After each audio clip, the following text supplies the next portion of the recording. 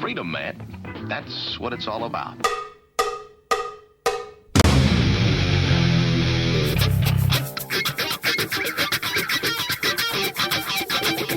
You've got to groove on freedom, like the good book says.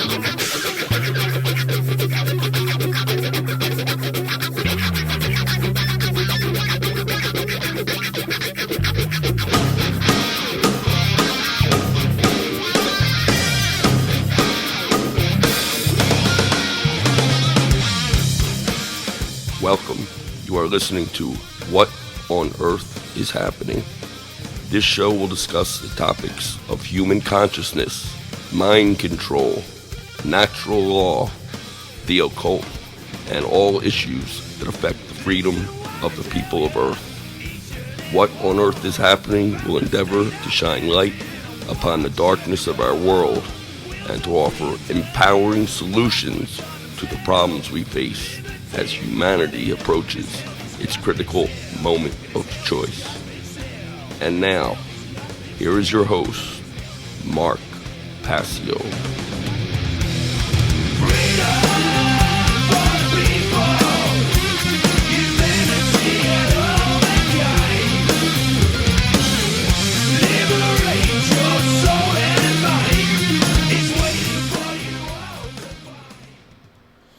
Welcome one and all. You're watching What on Earth is Happening. I'm your host, Mark Passio. My website, whatonearthishappening.com. Ladies and gentlemen, government is slavery. And here on What on Earth is Happening, we are ending slavery one mind at a time. Welcome everyone. Thank you for tuning in today. Today is episode number 251 of What on Earth is Happening. It is Sunday, April 24th, 2022. We have a great show lined up for you here today. We are going to be exploring in a beginner's and an introductory sense the occult philosophy known as Thelema. Really, for the first time officially here on What on Earth is Happening. I covered it in another podcast with Bob from Cincinnati on his show Occult Empire years ago. But we'll be breaking down the occult philosophy called Thelema and what it's really about on this very program. So you're going to want to stay tuned in for that. That's coming up in a short while. I do want to switch over to my laptop and go through a couple of housekeeping announcements before we jump into the main material for today. Last week we were off for Easter. I hope everybody had a good Easter, and we're back into programming this week, and the How to Become the True Media seminar is coming at us rapidly. We are filling up the seats of the seminar. So let me jump over to the laptop. Thank you to Will Keller for the great artwork, as always.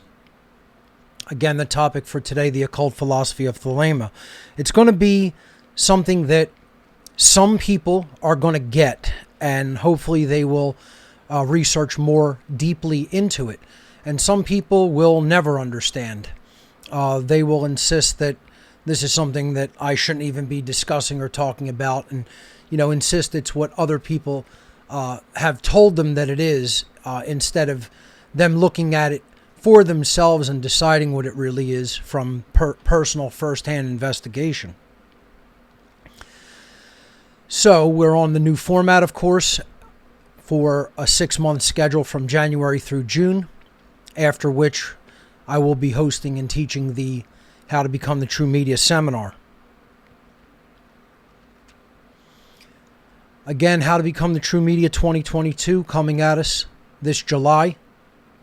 Seats are filling up, so if you want to reserve your spot, enrollment is now open, and it closes on July 4th of this year. That's 1 week before the seminar begins.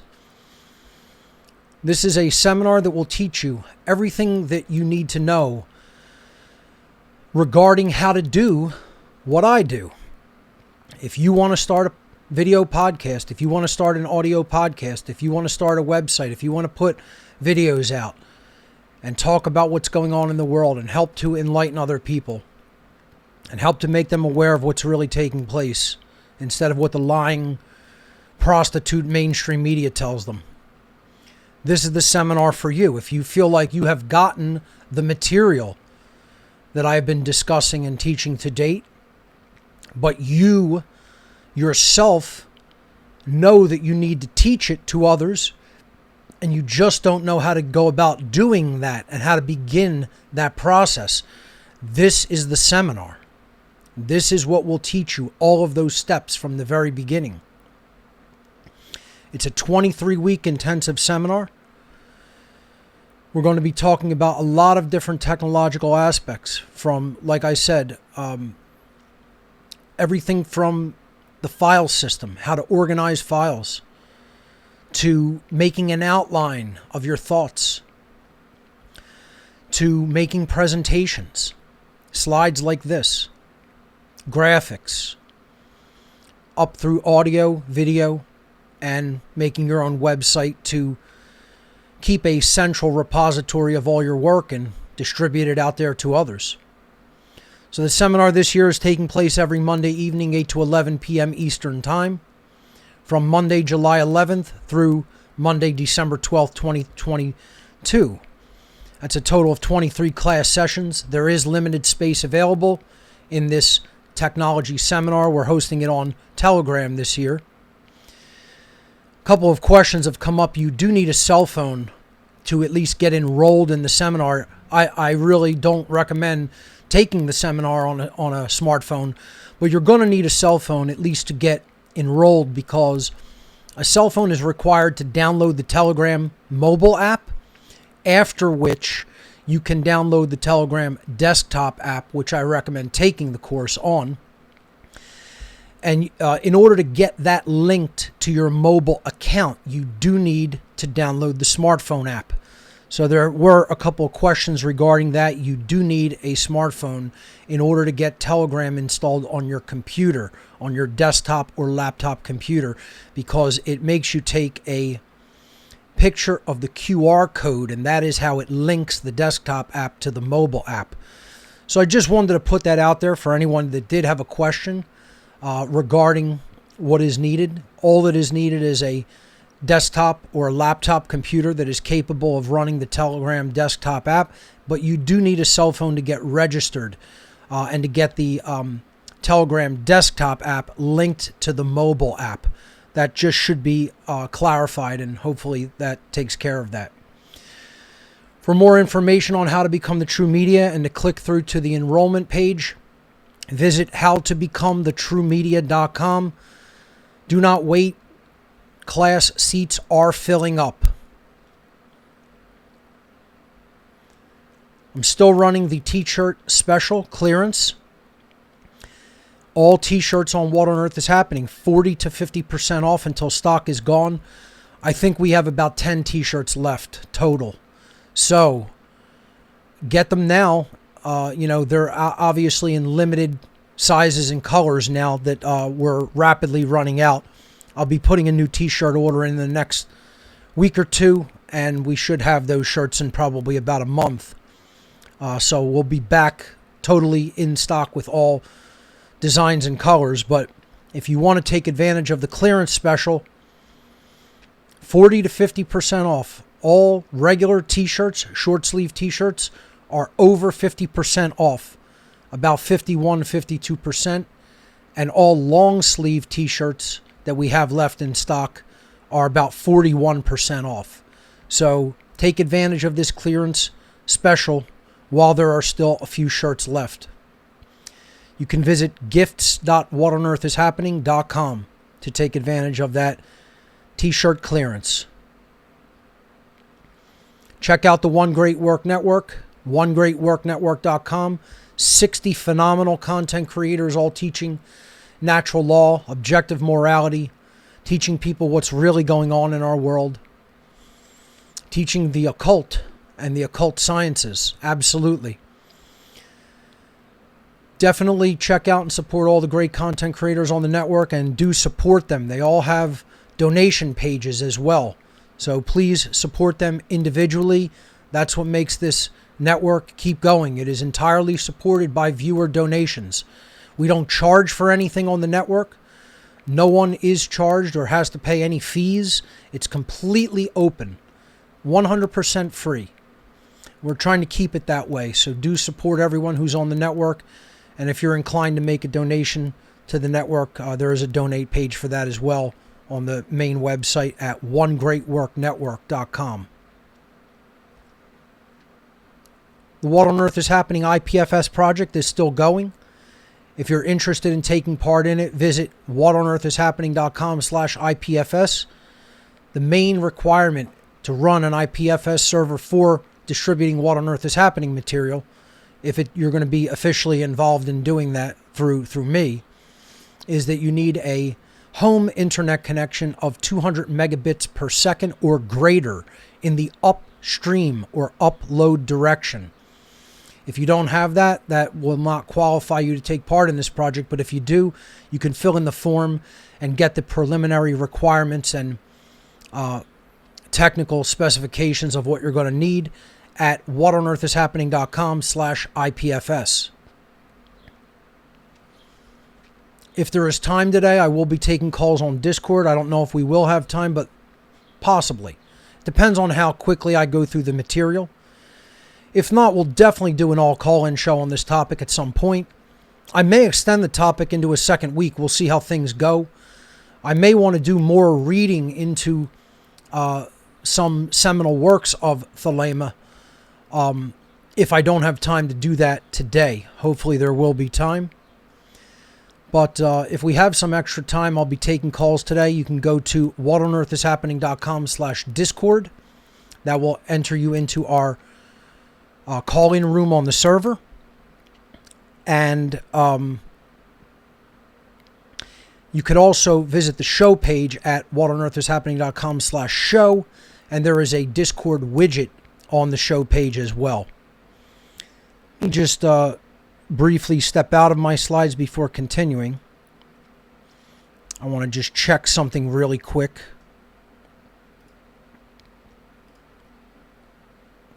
Yes, I wasn't in the call-in room on the server. I just fixed that. All right, let's go back over to the slides. There we go. All right. The ARC 2.0 drive is still available. This offer is ongoing. People take me up on this just about every single day. I am very impressed with how many people have requested the ARC offer and taken advantage of it. And I am can almost barely keep up with them sometimes.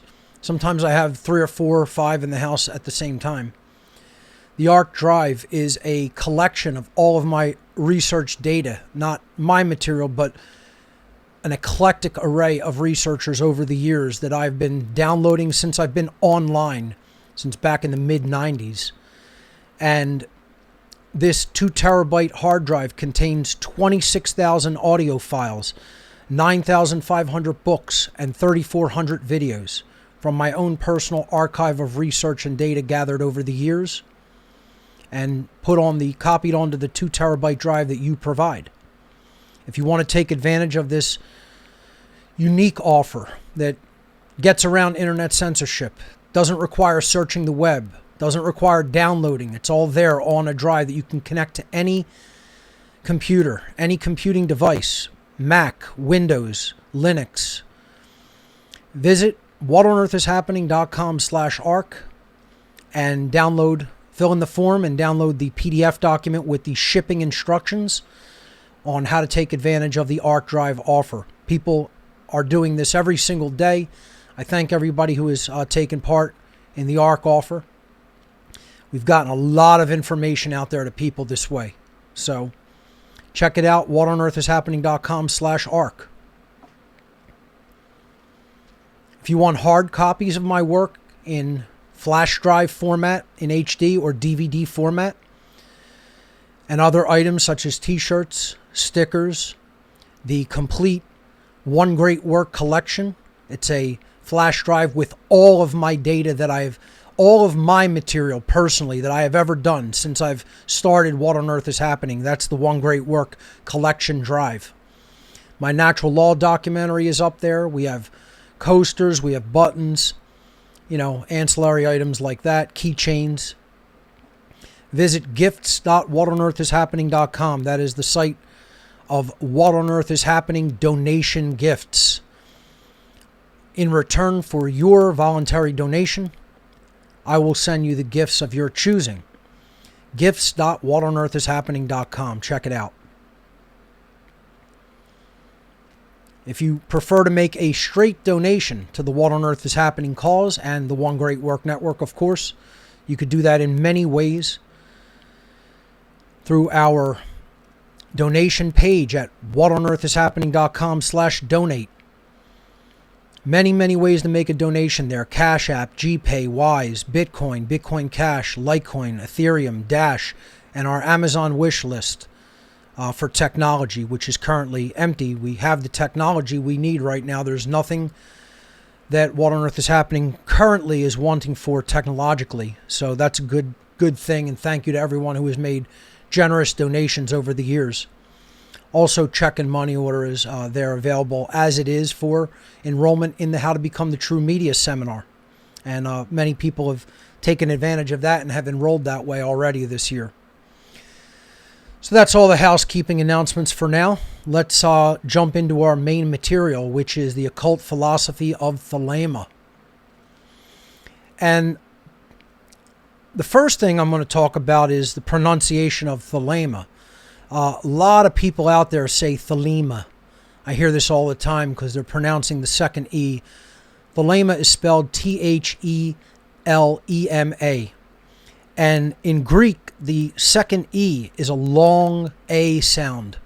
If you write the word Thelema in Greek, it is theta, epsilon, lambda, eta. Okay? Mu, alpha. It is not another epsilon, or it is not an iota or an iota, which would be pronounced Thelema or Thelema. It is a long A sound. The eta sound in Thelema, when you see it written in Greek, as I'll have it up there in a moment, that eta, that's how you pronounce the character in ancient Greek, eta, and then it is written in English as an H. And in ancient Greek, eta is pronounced A, long A. So without a doubt, unequivocally, definitively, it is correct, it is true that the word Thelema is pronounced just as I pronounced it, Thelema. Okay? I hear people who claim to be Thelemites pronouncing it Thelema, and that's just a bastardization of the pronunciation. Here we're seeing the main symbol of the philosophy. Some people would refer to it as a religion. I don't. I consider it an occult philosophy, a philosophy that is born out of many other schools of philosophical occult thought and other occultic traditions, and sort of is an aggregate of many of them. This is the symbol known as the unicursal hexagram, which simply means that it is a hexagram or two interlaced triangles of a sort, representing the chalice and the blade, the sacred feminine wed together with the sacred masculine, the chalice being the sacred feminine womb or cup, and then the sacred masculine being the blade or phallic symbol. We've talked about this symbolism pretty much endlessly on What on Earth is Happening in the early parts of the series when I break down symbolism. And by the way, this show is cumulative material. So I want to say at the beginning of just about every show, you have to go back and you have to listen to the shows in order. This is episode number 251. Without the benefit of understanding the other 250 episodes, this show is not going to make as much sense to you. Each show of What on Earth is Happening does not stand alone. There is prerequisite material to understand in the earlier episodes. So if you are a new viewer or listener, you should go back to the earliest episode, show number 1, and you should listen in order from 1 to 2 to 3 to 4 to 5, etc., at your own pace. That is the only way you're going to gain maximum benefit and maximum clarity and maximum understanding of what I talk about here on this program. So, going back to the symbolism of Thelema, the unicursal hexagram is one of its main symbols because it represents the balancing of the sacred masculine and sacred feminine energies in sacred union. The alchemical wedding, as it has been known, as it has been called in different occult traditions. And it is a little bit different from the traditional usage of the combination of the chalice and blade in what is known as the Seal of Solomon, or the six-pointed star. And Aleister Crowley, the founder of the tradition of Thelema, who we will talk about a little bit. I'm not going to get very, very deeply into Crowley and his life. Crowley, however anyone wants to pronounce that. I generally pronounce it Crowley, but we'll get into Crowley and his life, and we won't get that much into it. I'm going to talk about how you can't equivalate Crowley and Thelema. Crowley may be the founder and popularizer of the Thelemic tradition in the world of the occult, but he does not represent the be-all and end-all of what Thelema is, nor should anyone look to his life as an example and attempt to live according to how Crowley lived. That would be a very bad way of going about representing, exploring the Thelemic tradition, etc. So we'll get into the details of that in a moment, because that's one of the first things people are going to ask. But I want to speak a little bit to the symbolism, since this is how I'm entering the topic with this slide. Crowley wanted to unify the chalice and the blade in a way that it hadn't been before with the Seal of Solomon, in which they are each represented separately. They either overlap or interlock in that symbol. He wanted to write it down on paper without picking up the pencil or pen that he's writing with. So that's what is meant by unicursal. It's drawn with one movement. Okay, you could draw this symbol with one movement. It joins itself. It's not broken. Okay, so I'll put the cursor here so you could see it. If you started in this corner, you go up here to the top and then down to this corner and then over, and then you draw then the chalice. And then you're back where you began. So that's what is meant by unicursal. It is in one movement of the pen or pencil on the paper. And then in the middle of it at the heart, and this is a point of contention as well in the symbolism, there is a 5-petaled flower. Some people present this symbol inverted, with the top point of the 5-petaled flower pointed down. I don't see that as the correct orientation, but people argue this over and over again, and you will see it in the Thelemic tradition in both orientations, pointed up and down. To me, and this should be no surprise to anyone that knows my work, I would say the correct orientation is with the 5th point of the petal pointing upward, because this puts the orientation of the petal of the flower in its correct orientation, because that 5th petal represents spirit in the tradition of elements alchemically. You have earth, air, water, and fire as being the elements that make up the material plane. And then, of course, spirit is the 5th element. Or you could see that as love or just consciousness. And that always should be above the others, not in the sense that it is, quote, more important, but it is the unifying aspect of it. It is something that should not be in a downward position where the physical elements take precedent over the spiritual. So we talked about that a lot when we talked about the 5-pointed pentagram and how it should be always in an upright orientation. Satanists will use it in the inverted orientation. And that was going to bring us, that kind of completes what I wanted to say about the unicursal hexagram and why it is the sort of foundational and known symbol of the Thelemic tradition. But in talking about the correct orientation of that 5-petaled flower in the heart of the universal hexagram, that sort of brings us to the next topic and point of contention when it comes to Thelema. What almost everybody is going to say is, why even discuss Thelema? Why delve into this topic, Mark? Isn't Thelema Satanism? Isn't that the stuff that Aleister Crowley was into? And wasn't Crowley himself a Satanist? Almost everybody who is unfamiliar with the tradition of Thelema and has not studied it in depth is going to come up with this very wording, this question, these questions that, it's one of the first things that people are going to ask. And unequivocally, without a shadow of a doubt, Thelema is not Satanism. They are entirely different things. Now, that does not mean that it cannot be perverted and used in a satanic way. Is Kabbalah Satanism? No, it is not. Can Kabbalah be used in a negative aspect? In a satanic aspect? Yes, it can.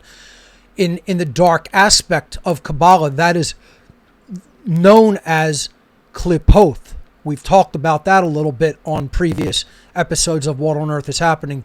The Klipotic Kabbalah. Klipotic Kabbalah is the inversion of true Kabbalistic tradition in occultism. Because if you know this knowledge, and you hold it, and you have a deep understanding of it, and you wanted to manipulate someone that has no understanding of it, that is possible to do if you're of that low consciousness.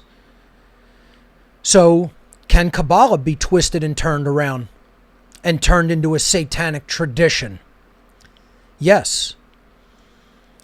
Rosicrucianism is not Satanism. However, is there a dark side to that? Yes, there can be.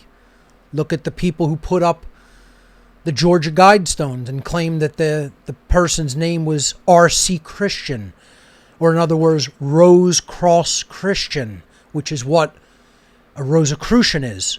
A Christian of the Rose Cross, Rosicrucian, Rose Cross. After the allegorical founder of the Rose Cross tradition, the Rosicrucian tradition, Christian Rosenkreutz, Christian R.C.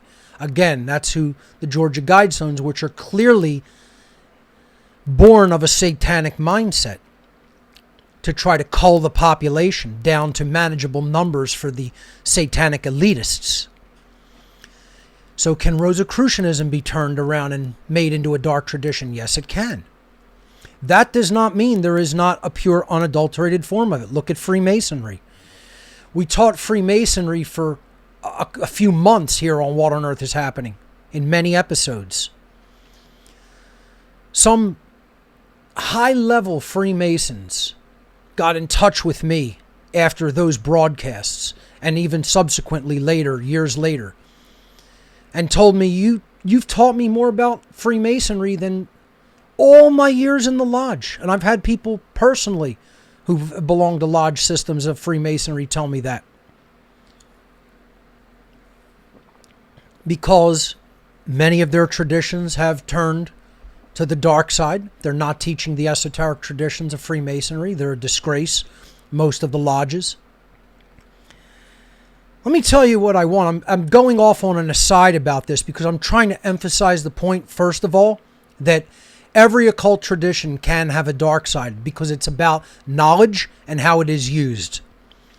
That does not make Thelema Satanism just because Crowley, as a man, failed to stay upon the path of Thelema with his earthly self and his earthly will.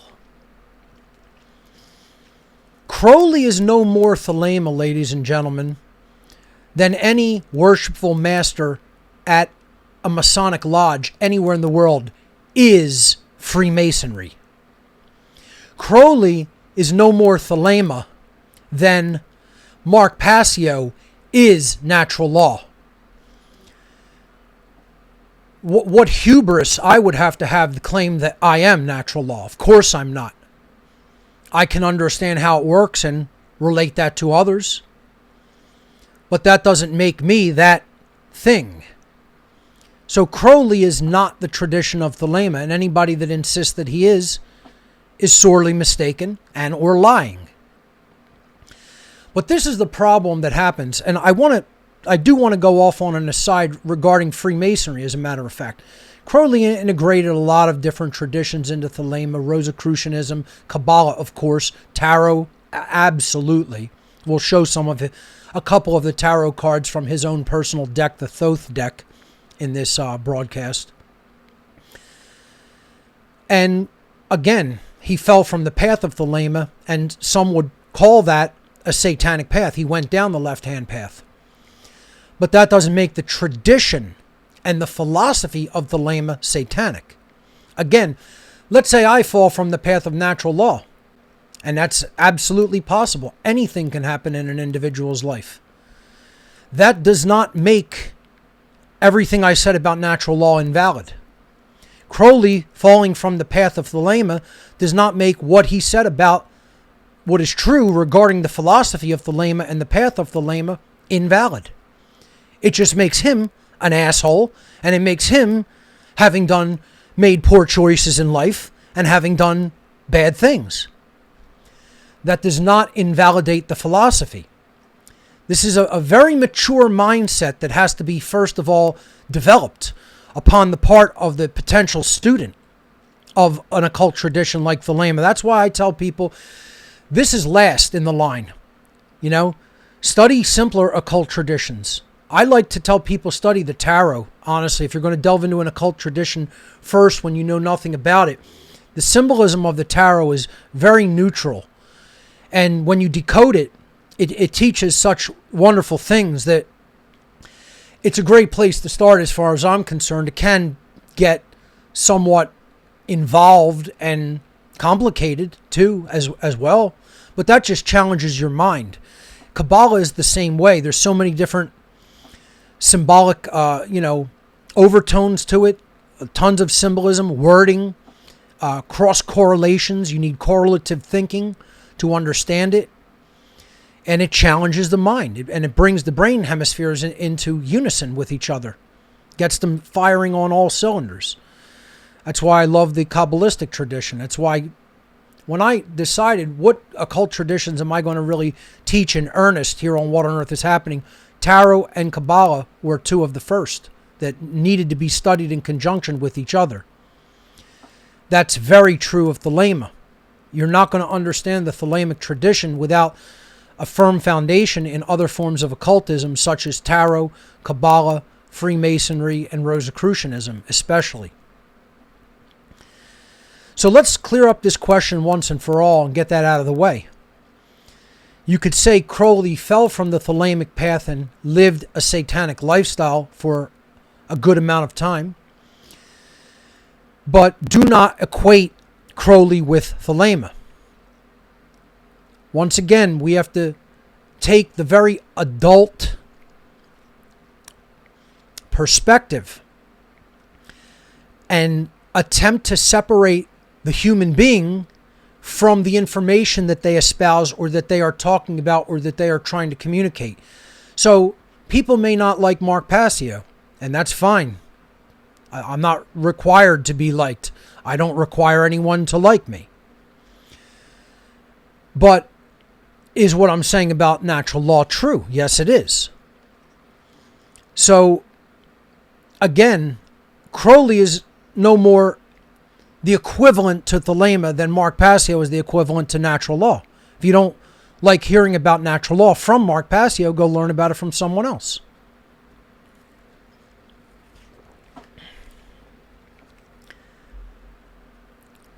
So, this is the first thing that has to be understood, is you have to take the person separately from the tradition.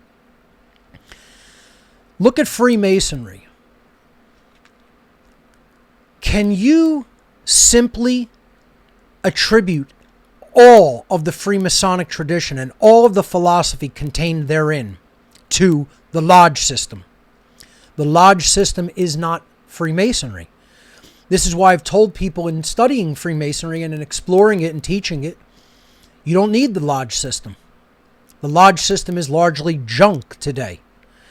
However, I want to make an aside on this very point, and especially talking about Freemasonry, which is definitely a simpatico influence with Thelema. I would personally like to be able to teach inside the Freemasonic Lodge system. So I'm going to put this idea, offer, however you want to look at it, out there. If a worshipful master of their lodge anywhere in the world wishes to confer upon me the honorary 33rd degree of Freemasonry, I would graciously accept that conference of the 33rd degree because, and quite frankly, I feel that it should be done. And I'm not directly even like asking or begging for that. I'm saying I think it should be done for a reason, for a specific reason. The lodge system of Freemasonry is in absolute junk disarray. Anybody who even speaks with anybody within the systems of Freemasonry at work today in the world not only knows this, they know it's way worse than what I'm saying. And you know this. If you don't know it, you're just dumb, son. Okay? You should know it if you're involved in any capacity. So my kind of idea and or offer for the lodge system is, if a worshipful master of a current lodge, a current worshipful master, were to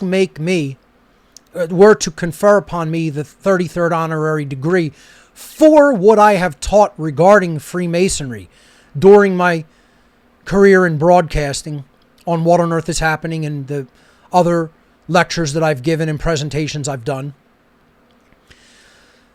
in for the clarification that I have given to the Freemasonic tradition, and also even helping people to separate it from the lodge system.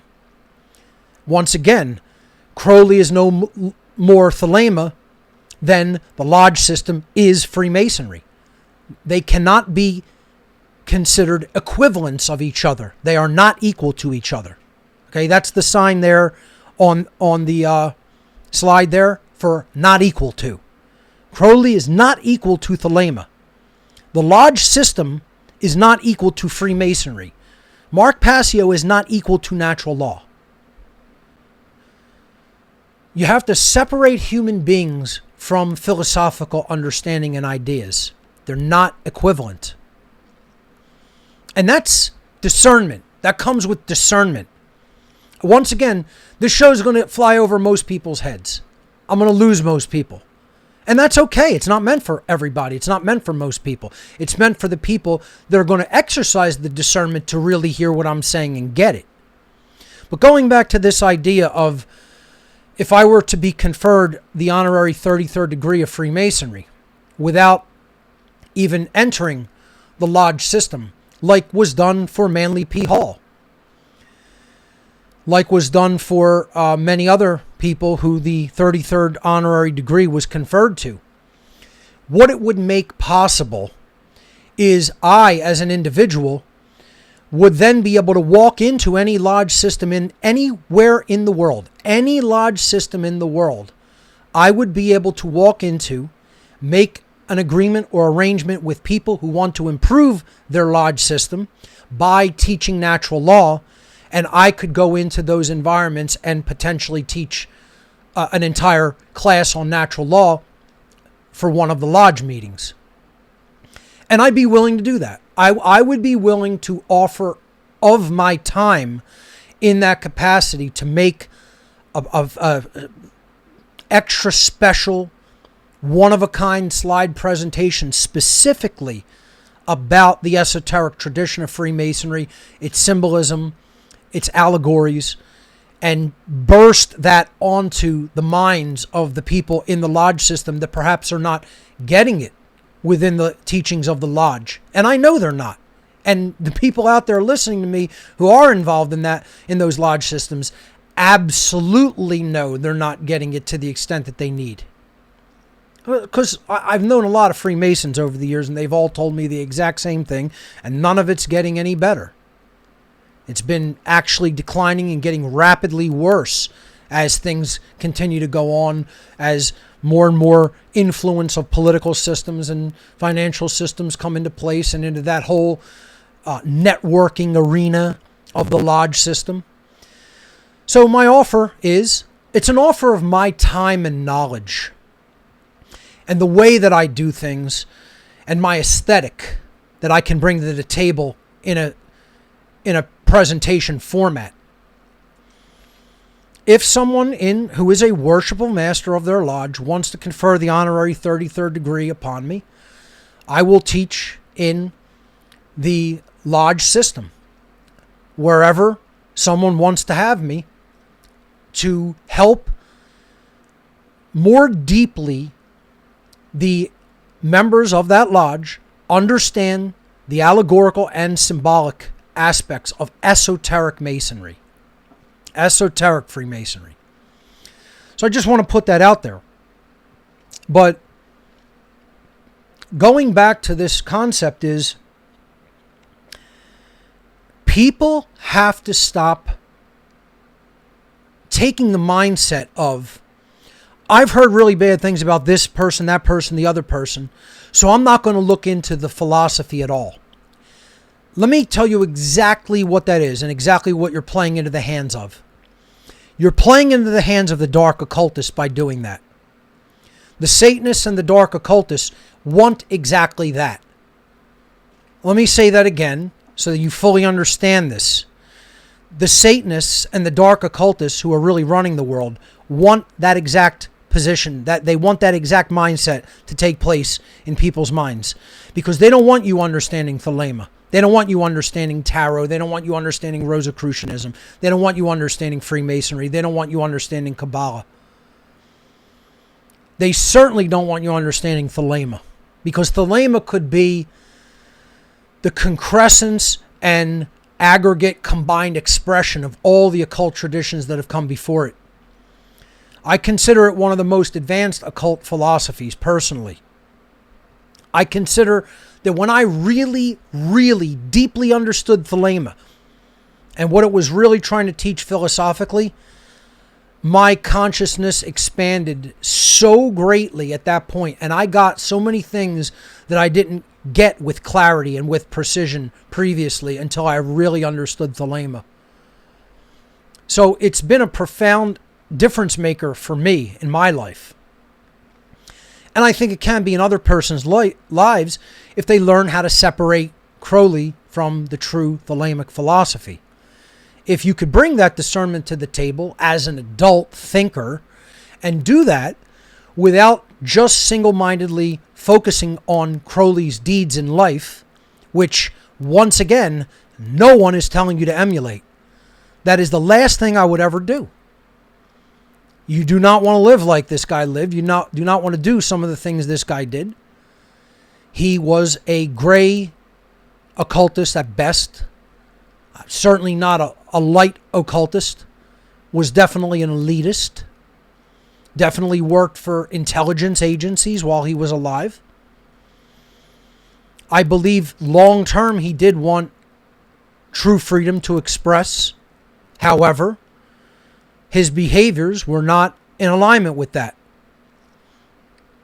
And he did many unsavory things that I would never tell you to emulate or use his life example as a guide. Certainly don't use the man as a life example.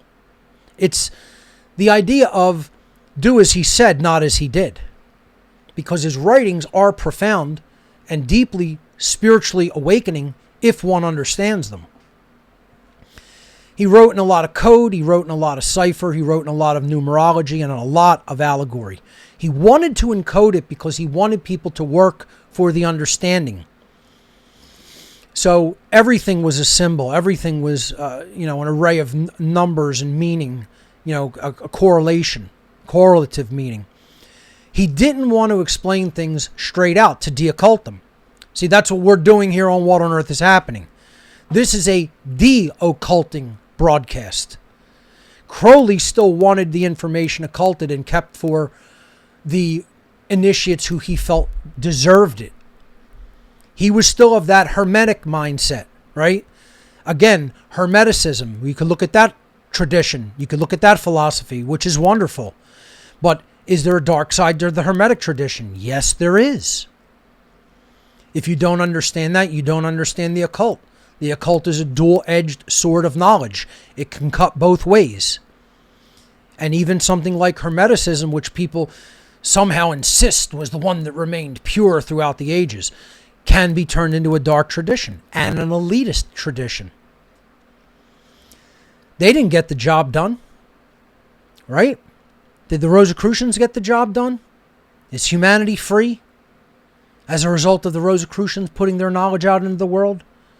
Is humanity free as a result of what Crowley did with Thelema? Is humanity free with what the Lodge system has done with Freemasonry?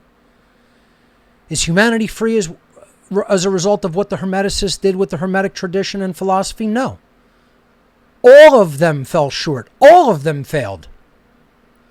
That doesn't mean we shouldn't study the traditions. That doesn't mean we shouldn't separate the people from the traditions and the philosophy that they espoused.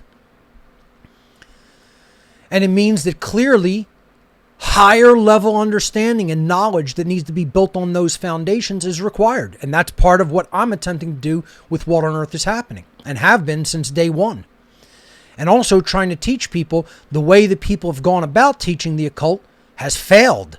It has not resulted in human freedom. We are deeper in bondage than we were before. And then people want to still insist we got to keep this information from people that don't deserve it. Wrong. It needs to be made common sense knowledge in an egalitarian fashion, meaning it's out there for anyone who wants it. And nobody holds it back from anybody else and considers themselves the gatekeepers or the holders of that knowledge until they deem other people fit for it. Crowley was an elitist like that, and I'm sure he took that from the Hermetic tradition.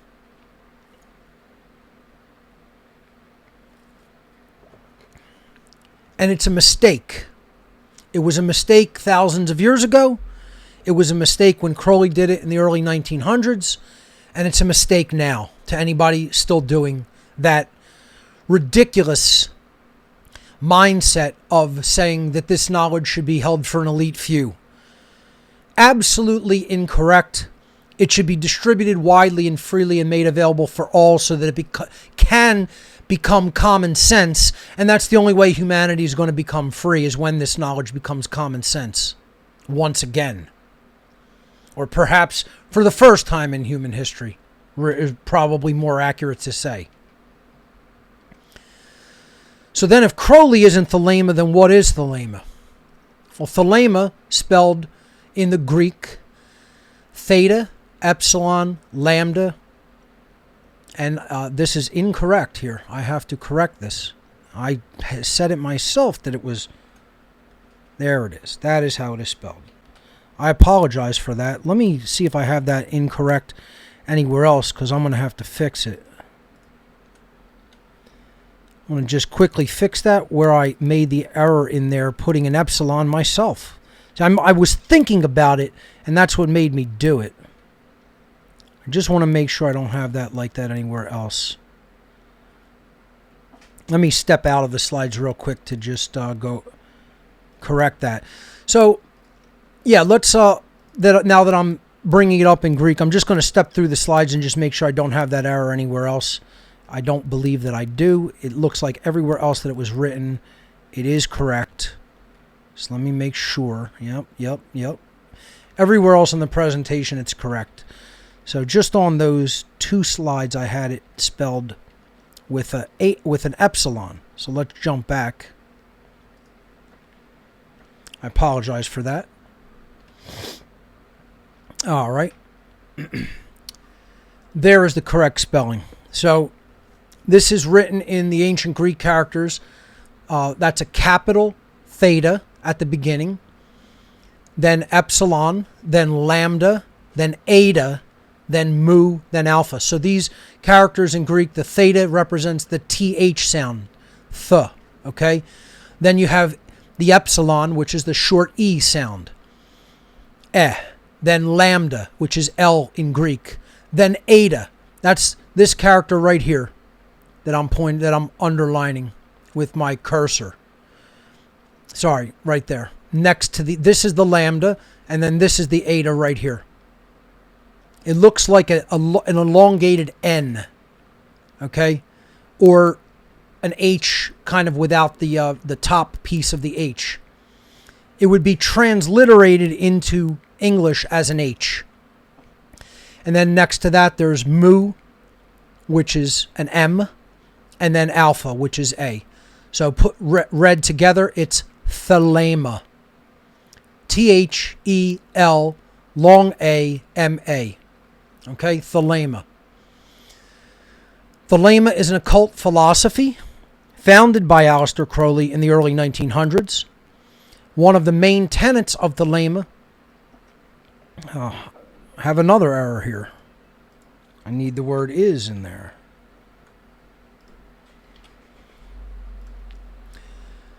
One of the main tenets of Thelema is the development of one's true will. We're going to be talking about the concept throughout the day, throughout this presentation, of the true will. What is the true will? Because will is what Thelema means. Thelema actually is the Greek word for will. And I probably should write that in here. Let me jump back and I'll write that right into this.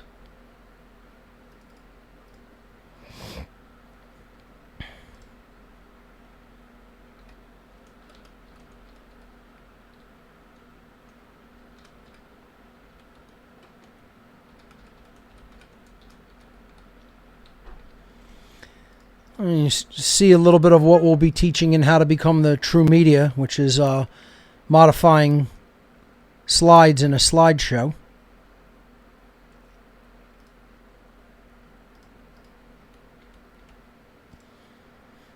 It's what I do every week, and occasionally I make mistakes.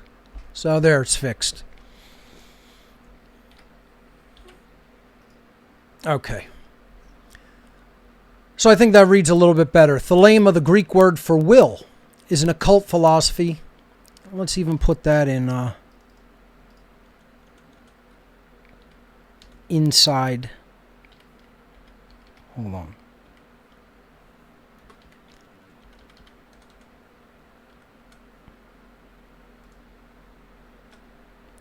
There we go.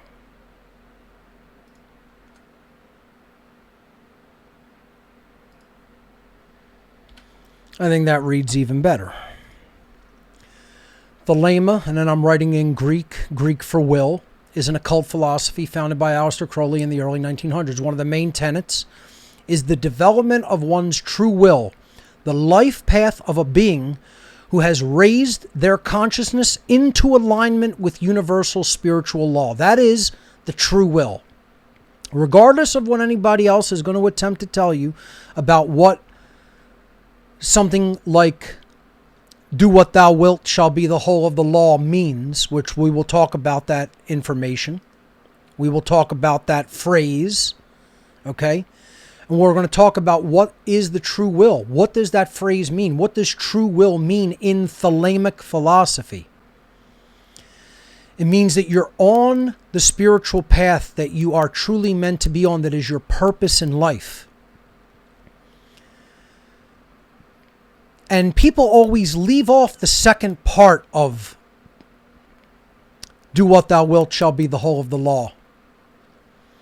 They never put the second half of that phrase, which is love is the law, love under will. And we're going to be breaking all of those aspects of that main tenet of Thelema down. We are going to be talking about what does do what thou wilt mean. What does shall be the whole of the law. What does love is the law mean? What does that phrase mean? What does love under will mean? See, without understanding what the individual components of some of this philosophy are, what they are all about, you're not going to understand the totality of the philosophy. You have to put it all together. But this is in an overarching sense, this is what Thelema actually is.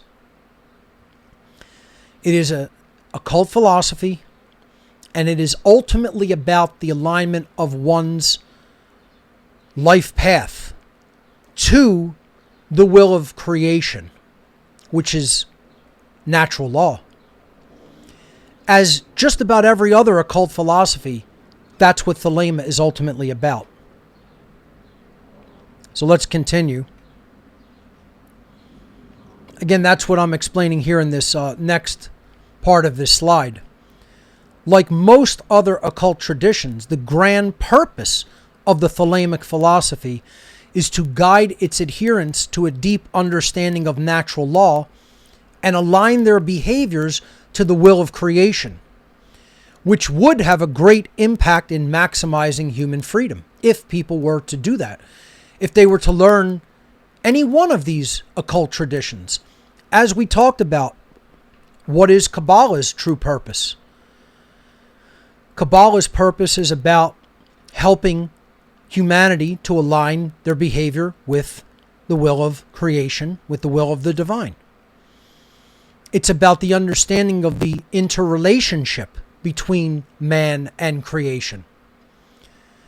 It's about understanding all the inward qualities of the self and how they work in conjunction with karma, with universal law, to bring about the external experiences that we then must live with in life.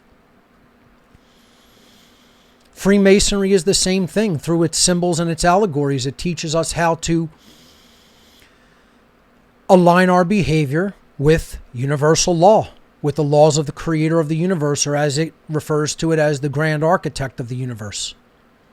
Thelema is no different in that regard. The tarot, that's all it teaches in its pictorial symbols.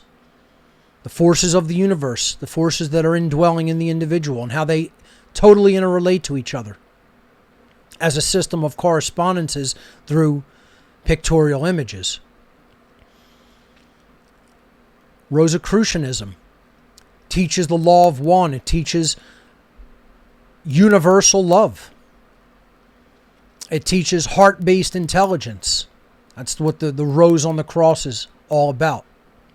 The heart. That's what the five-petaled flower is ultimately about at the heart of the unicursal hexagram of Thelema.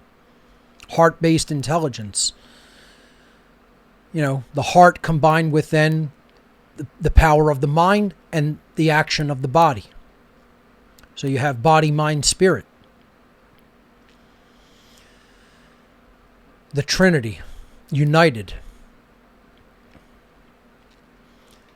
So let's continue and talk about what the true will actually is. Because when people hear the phrase, do what thou wilt, they immediately believe that that means do whatever you want. And as we're going to talk about in the next slide, that's the exact opposite of what the phrase do what thou wilt in the Thelemic tradition means. And once again, you have to acquire this understanding by reading all of the material in the tradition. You don't just immediately pick up the first thing, read it, understand it immediately, and it tells you everything you need to know. If you're expecting that, don't even bother with Thelema. Don't even bother looking into it. You're going to be sorely disappointed. That's not what it's for. It's for delving into something so deeply and not initially being able to grasp it, that you turn your mind over to it until you gain a deep foundational understanding of it. It's when you read encoded material, it's forcing you to think at a higher level. It's forcing you to think at that correlative level. And that's deliberate. Crowley was doing that deliberately. And then he claims he did some automatic channeled writing, of course. So who knows, the consciousnesses that were giving him some of that information, if you believe that, may have been doing that deliberately. They're encoding it deliberately. I have some homemade watermelon juice today. If you've never Folks, just as a complete aside, obviously, nutritionally, it's one of the most hydrating things you could drink. If you've never juiced watermelon, you have to do it. You just must. And I mean, get a fresh watermelon, juice the whole thing through a centrifugal juicer with the rind, with the skin and rind. This is technically a green juice, believe it or not. The bulk of what's in there is the green rind, and you could consider this a green juice even though it's like reddish in color. But the balance between the rind and the flesh makes the glycemic index go down, and it's ultra hydrating. See, the Thelemic tradition would include proper nutrition as well, would include taking care of the physical vessel, the alchemical aspects and treatments that you could do to keep the body optimal. Let's go back to what the true will really is. The true will is the opposite of your base desires, of what you want, what I want to do, the comforts that I want, the pleasures that I want. That has nothing to do with the true will. The true will is deferring those things and or keeping them at bay, at least to the extent that you can really focus on the higher will, the true will. True will, or Thelema, is defined in the Thelemic philosophy as a path of personal action that operates in harmony with universal spiritual law. I want to read that sentence one more time because I really want people to understand this and emphasize what is being said. It's the true will is a path of personal action. It's not your thoughts. It's not your emotions. It's not your desires. It's not your wants. It's not what you think should happen. It's not coming into total emotional well-being. It's not bliss. It's none of those things. It is action. That's the key word in there. True will is a path of personal action. It's what you do. Once again, wisdom is the top of the trivium, right? You have knowledge, understanding, wisdom. On the very top of the Kabbalistic tree of life, before you get to the crown, right? Keter. When you're so-called crossing the abyss, going into that higher triangle at the very top of the tree of life. If you look at the Sephirotic tree of life in Kabbalah. Before you get to that top triangle, what is the sphere that is there? It is not one of the Sephirot, but it is considered where the tree grows from. It is Da'at. D-A-A-T-H. What is that? Knowledge. That's the first step of the trivium. Then you go up to Binah. Binah is understanding. That's the second step of the trivium. Then you go over to Hokmah, which is the one right before the crown. It sits at the right-hand side of the crown, Keter. Hokmah means wisdom. Da'at is not even physical. It's the hidden realm of knowledge. That is the occult itself. That's the pure information and potentiality. And that's where the physical bursts forth from. That's the root of the tree. And then the two top parts of the two pillars on the tree of life, Binah and Hokmah. Understanding and wisdom. Understanding is an internal process. That's the second phase of the trivium. Once you have the knowledge, you have to make strides to understand it. Weed out not all contradiction. Weed out logical inconsistencies and contradictions. Come to an understanding of what all of that aggregated knowledge means. Then what are you going to do with it? Just having it and understanding it doesn't make you good. just having it and understanding it is going to accomplish nothing unless you do the right things with it. Well, when you act rightly upon that knowledge and understanding, that's wisdom. So wisdom is right action. See? So true will can be considered wisdom. It's a path of personal right action because it's action that operates in harmony with universal spiritual law, or in other words, natural law. When you've aligned your life path, your actions of your life with natural law, and that doesn't just mean in the negative, in the apophatic, not doing harm. It means teaching natural law. It means you're communicating what is right to other people. You're communicating objective morality. You're living in harmony with natural law because you become a servant of natural law. Ultimately, that's what creation's will is for its children. Whether anybody really wants to accept the truth of the matter or not, that is what we are here to learn to do. We are all here to learn to listen to the voice of wisdom. We are here to then become the voice of wisdom because the creator of the universe doesn't have a physical voice in the 3D world. We are to be that voice. We are to put the law of creation into effect through our voice. Help to express its understanding through our voice is a better way of saying it, so that people can then get it and then live their lives in alignment with it, align their behavior to it. And this is what Thelema helps us to understand, because it's practices which are often meditative practices, yogic practices, practices of really, again, looking at symbol and allegory and coming into a level of correlative thinking so that we understand natural law at a deep fundamental level. And then we're aligning our behavior with it. So, a path of personal action that operates in harmony with natural law. Distinct and separate from the base will, lowercase w. You notice everywhere I'm going to write the word true will, it's an uppercase W. When you see me write will lowercase w, that's I want. That's the ego. That's the personality. Okay? That's the role that one is playing in the world.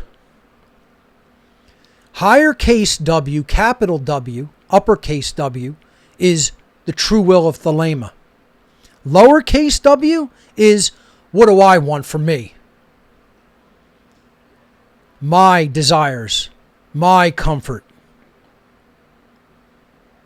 what I want to do, as opposed to what I know I need to be doing, should be doing, must do. Totally different. Distinct and separate from lower base desires. True will manifests from the interplay between the higher self and the whole universe. Once again, that's what the Kabbalistic tradition and the Tarot tradition show us when we study them in conjunction with each other, when we lay the tarot cards out on the two trees, the two Kabbalistic trees, the microcosmic tree and the macrocosmic tree. One shows us the path to the higher self, from base desires and being stuck in ignorance to self-mastery. The other tree shows us the forces of the universe, from judgment, when we remain in base desires and ignorance, to natural law, which is justice, when we have applied self-mastery.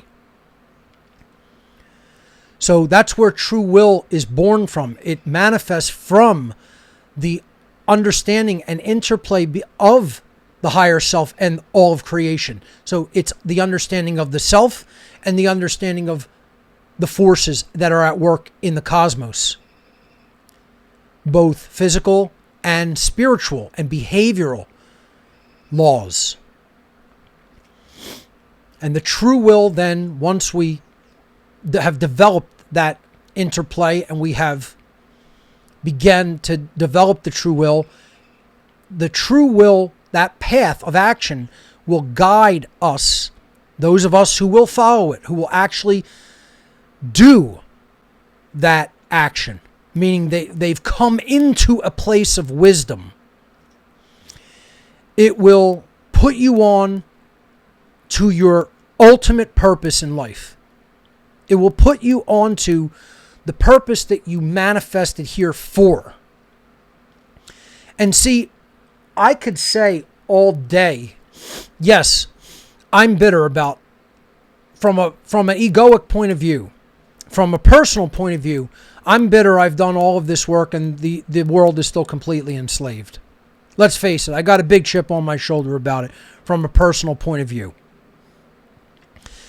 And I feel like I have that chip on my shoulder because I've been trying to explain to rock hard heads out there that you need to take action. It's not good enough that you know any bit of this.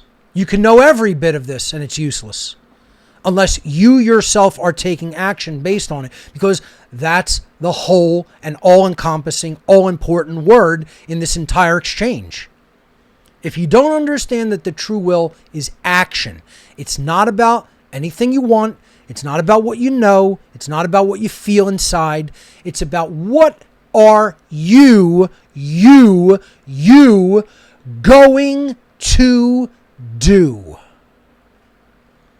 What are you going to do? If you haven't answered that question and then made it happen, you're not doing the true will. You're not on the path of the true will. You have no real purpose. You're floating through life not effortlessly, but you're floating through life aimlessly. You don't have a clear... See, this is what Thelema helps with. It helps for the adherent, for the student, the practitioner, however you want to look at that. 2, develop a clear picture of what they must do. When you really have a firm grasp of the Thelemic tradition by reading its documents, by studying it, by really pondering what it means, not just even listening to the words, okay? This is a personal relationship. No one would then start asking the question, oh, what can I do? What should I do? I don't know what to do. That will be gone. Gone from you. And this is part of the problem. I think because people don't go deeply enough into esoteric knowledge and into the world of the occult, and they think all of this is bad because some other fucking moron told them, yeah, all the occult is bad and you shouldn't look in any of that. No, it's actually the most powerful information on Earth, in the cosmos in general, that the elitists don't want you to look at, so you stay a stupid motherfucker. That's really how it works. So once again, anybody's free to think of it however you want. Crowley was a Satanist. I'm not looking into Thelema. Fuck that. Stay a dumb motherfucker then. Stay a purposeless person, floating through life aimlessly. And you're not going anywhere else. You're coming right back here. You're going to do it again and again and again and again until your hard head fucking breaks like a rock. Until the ego gets busted down into powder and then broken down even more into nothing. You're coming back here forever until your hard head decides that it's the thing that is wrong and needs to change. But you're free to believe whatever the fuck you want and make that process as painful as you want to make it. The universe will let you have that. You're not hurting anybody but yourself ultimately. But part of the problem is you kind of are, because you're hurting other people that actually do want to be free with your ignorance. You know, willful ignorance does in the long term harm others. So going back to what I was saying, after I got Thelema deeply, there's no more thinking, what do you need to do? You know what you need to do. And you start doing it. You're not asking questions about it anymore. You're not dilly-dallying about it. You get on it. You see? Because you understand that you're here to take action. Not to go, woe is me. Not to go, what can I do? Oh, I don't know how to do that. This tradition makes you confront all your bullshit excuses. It makes you confront your laziness. It tells you the only one responsible for ultimately either staying where you're at or changing it is you. That's it. You are solely responsible. Other people have influences in many areas of life, of course. I'm not going to say that they don't. But ultimately, if you're not part of the solution, you're part of the problem. If you're not actively involved in taking action to change it, you're the one helping anchor it and to keep it there. You have to take action to make a huge weight move. And yeah, I get bitter because I've been doing this for, over 15 years. What has changed? Hardly anything. There's some more people who are beginning to grasp and understand the great work and do it themselves. Yes, that's happening slowly, all too slowly, but it is happening. But when you get on this personal path of action, it totally defines your purpose in life. And there's nothing better than living a purpose-driven life. Again, I could say I'm bitter because I'd quite rather us be free and have our lives to live as we see fit, which is how it really should be. That's the natural state of human existence. Anarchy and freedom is the natural state of human existence, having nobody rule. But because, unfortunately, there is slavery, those of us who understand the wrongness of that dynamic have to teach natural law. I'm confined to this path because of other people's ignorance. I could get on a path of wonderful self-expression and exploration of other things that I want to do.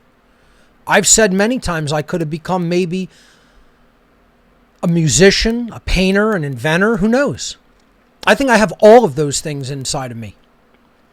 But I don't pursue them because I'm here on doing my true will, on my personal path of action that I know I must do and must be on, which is a constraint. And I do that of my free will, even though, like I said, the lower aspect of me can be bitter about it and have a fucking big chip on my shoulder about it. Not going to lie. That's the dichotomy, but it's ultimately unified. This is the idea in Hermeticism that, opposites can ultimately be unified. I'm still going to do it. I'm still going to do the true will because that's what I'm charged with to do.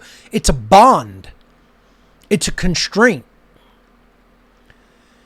All things being equal, meaning if we all have unrestrained our natural rights and they're not under attack and they're not being occultically, covertly constrained and taken from human beings by this occult priest class.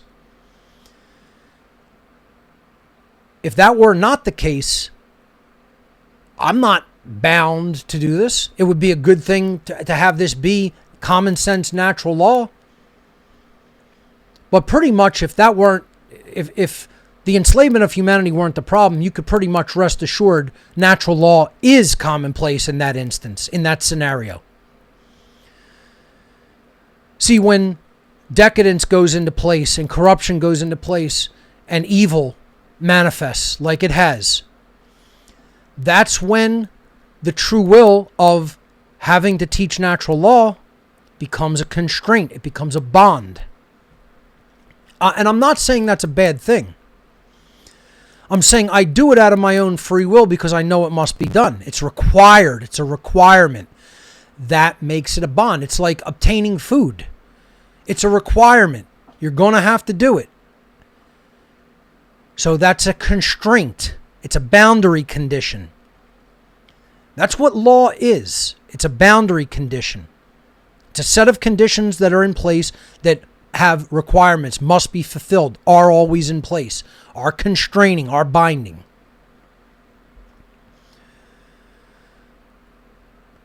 But one of the worst things that you could ever have really happen is to lead a purposeless life. To lead a life where you don't know what your purpose is, or you don't even care what your purpose is. And let me tell you something, folks. There's a ton of people in the world living like that. A ton. Just living with no purpose. So while on one hand, yes, I'll say I could be bitter and have a chip on my shoulder about having to do this work nonstop, it absolutely fulfills purpose. It has given me a purpose-driven life. And that's one of the hardest things for most people to find. How do you find what your purpose is to do? Thelema can help you discover that. It can help put you on that path if you understand it. So let's continue with more on the true will. Those who are in touch with the true will have eliminated or bypassed false desires and internal contradictions, and have accessed a deep connection with creation itself. Once again, doing the true will, you could say some people may completely eliminate base desires. Bypassing it or keeping a handle on them is one way of saying it, where I will still make the time to put together a nice presentation like this. I will still make the time to have my talking points ready of what I want to really discuss with people, make the points that I want to talk about and flesh out. Does that mean I can't ever do anything of my own in other time that I have during the week? No, I could still go out and enjoy myself, go see music, go to a dinner, whatever. It doesn't mean that you're put in a prison and living that 24/7 nonstop. But it means you're making that your life. This is what you're going to take a portion of your life to do, to express to other people, to teach, to communicate. Most people just will not make it their life. They will not make it a part of their life. They just think, I heard it and I understand it. And that's good enough. I'm basically a good person. I'm not harming anybody and I understand what's going on. It's still not enough. Not reaching out to others means you're allowing the voice of evil to be louder than everybody else, to be louder than you. See, if there's evil taking place and you're not speaking against it, you're not doing the true will. You're not actively involved in developing the true will, and you haven't conquered to the extent that you need to do the true will, those desires, those contradictions within the self, within the base self.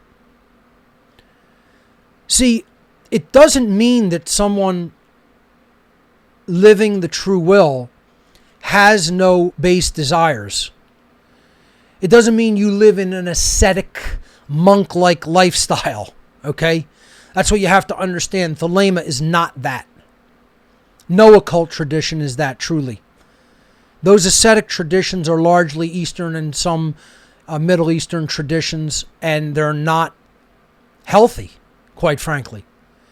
They're imbalanced. They're imbalanced. They're positions of extremity that don't lead to good places because you're putting one aspect of consciousness, spirituality, over another aspect of consciousness, which is physicality. Physicality and spirituality don't need to be seen as completely separate and never the twain shall meet concepts. As I teach in my work, and as people who really understand real spirituality have taught, they're one and the same. It's all consciousness. The body is part of that. The physical world is part of that. Matter is part of that. So you don't need to forever exterminate desires. It's not to say you're not going to have base flesh, worldly, selfish desires ever. You're not going to live for them to the extent that you will not get involved in the great work. You're not going to be controlled by them to the extent that you're not going to teach natural law, that you're not going to speak out against evil. Personally, it's, the idea that you could fulfill base desires from time to time and not be perfect. No one's going to be perfect. It's not, again, this isn't about leading a monk-like ascetic lifestyle for the rest of your life. No one's asking that or even saying that's a good idea. Again, I think it's a place of extremity and bad extremity and imbalance in consciousness.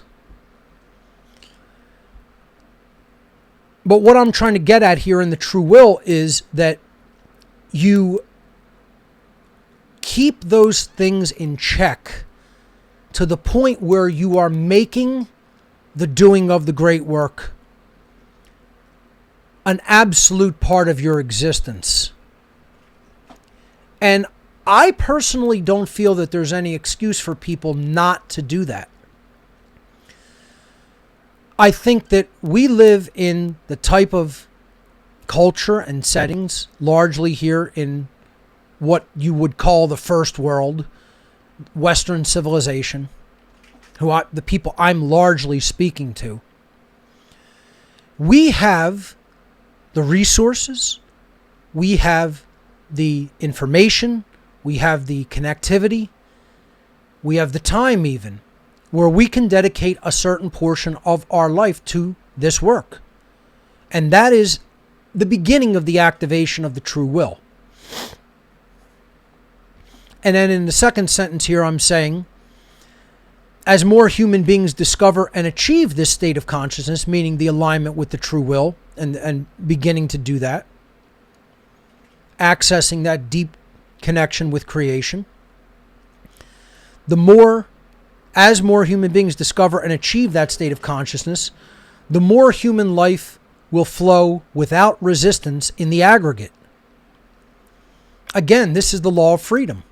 In Thelemic terms, they call this the law of liberty. Crowley said that the liberty of human beings,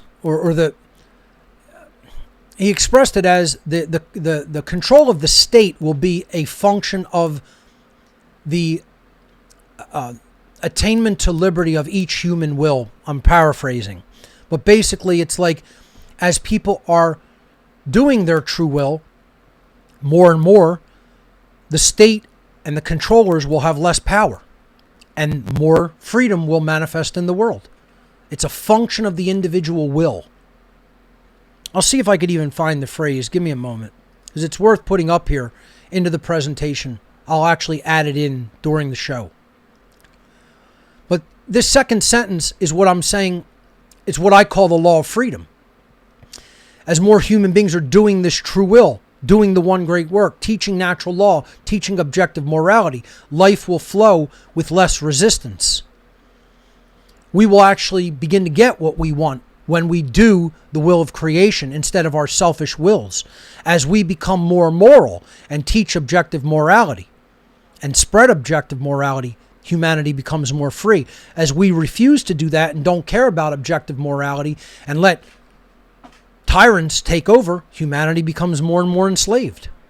As people will not speak out against tyranny, as they will not say what is wrong and why to other people, expect more tyranny to encroach, expect freedom to be curtailed more and more, expect more slavery. As morality increases, freedom increases. As morality declines, freedom declines. Not speaking out is a form of immorality. When faced with tyranny, when faced with slavery, to say nothing is an act of immorality in and of itself. Let me just say that again, folks. When confronted with tyranny and slavery, not to speak using your voice, to say definitively the wrongness of that state of existence is immorality in and of itself. Not to take action in that circumstance is a form of immorality. You are being complicit with the tyranny by not using your voice to speak out against it and speak truth to that form of absolute immoral power.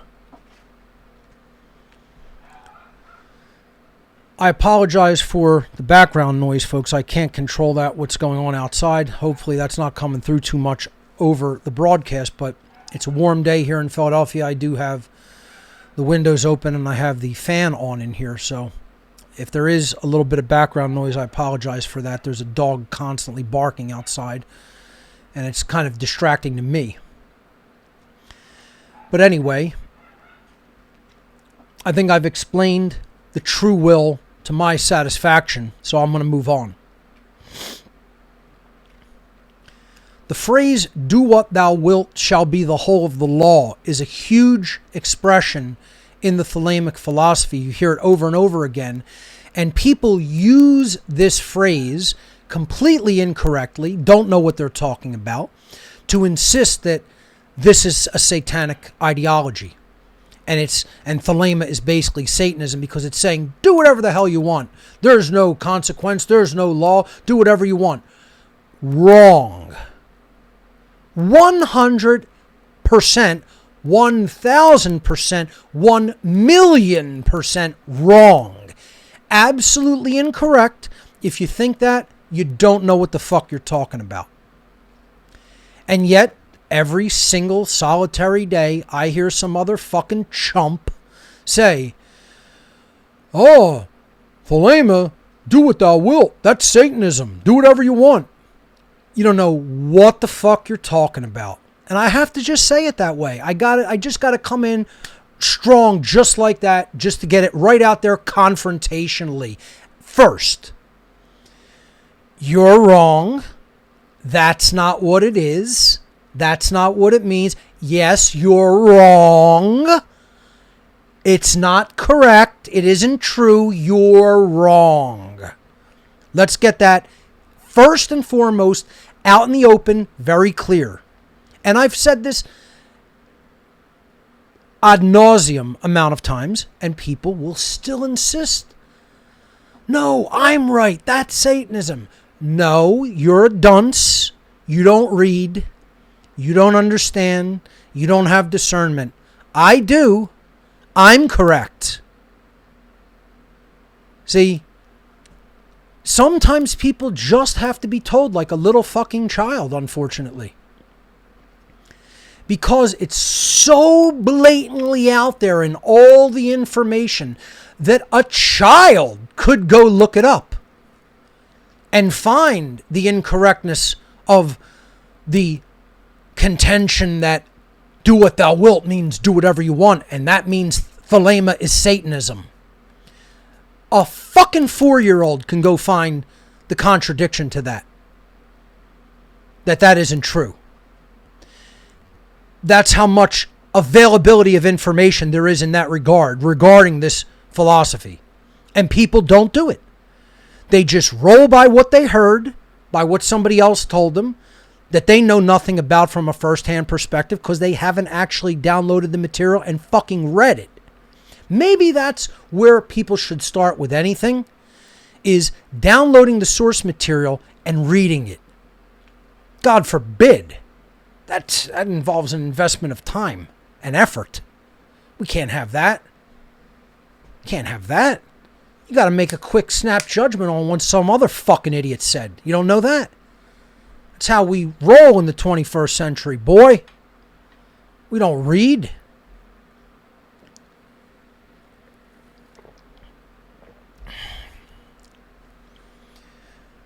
So let's explain to the hardheads out there what "do what thou wilt shall be the whole of the law" really means. As this dog barks incessantly during the entirety of my podcast today. One of the main precepts of Thelema is, "do what thou wilt shall be the whole of the law." This phrase is almost always completely misunderstood and taken out of context. Understood correctly, this most certainly does not mean do whatever you want in a purely selfish context. Do what thou wilt shall be the whole of the law refers to the true will, which we just talked about was an alignment of one's personal path of action in life to higher universal spiritual natural law. Meaning, if you align one's own will with the will of creation, that is the whole will of the law. That is the whole of the law. That is ultimately what the expression of natural law and the intelligent ordering force of justice in the cosmos is attempting to achieve. And it's what it wants us to do with our lives, to find that purpose and walk that path of action. Express it through our behaviors. Do what thou wilt shall be the whole of the law refers to the true will, one's wholly aligned spiritual path in life, upon which we are guided once we have learned to hear and follow the higher self. Again, in Thelema, the true will and doing what thou wilt, meaning doing the true will, not the selfish will. See, do what thou wilt, capital W, will, would be symbolically and allegorically expressed as the Magus card of the Thoth tarot deck, Crowley's own personal tarot deck that he appointed to be painted. This is the Magician card in the traditional tarot deck. Crowley refers to it as the Magus, which is Latin for magician.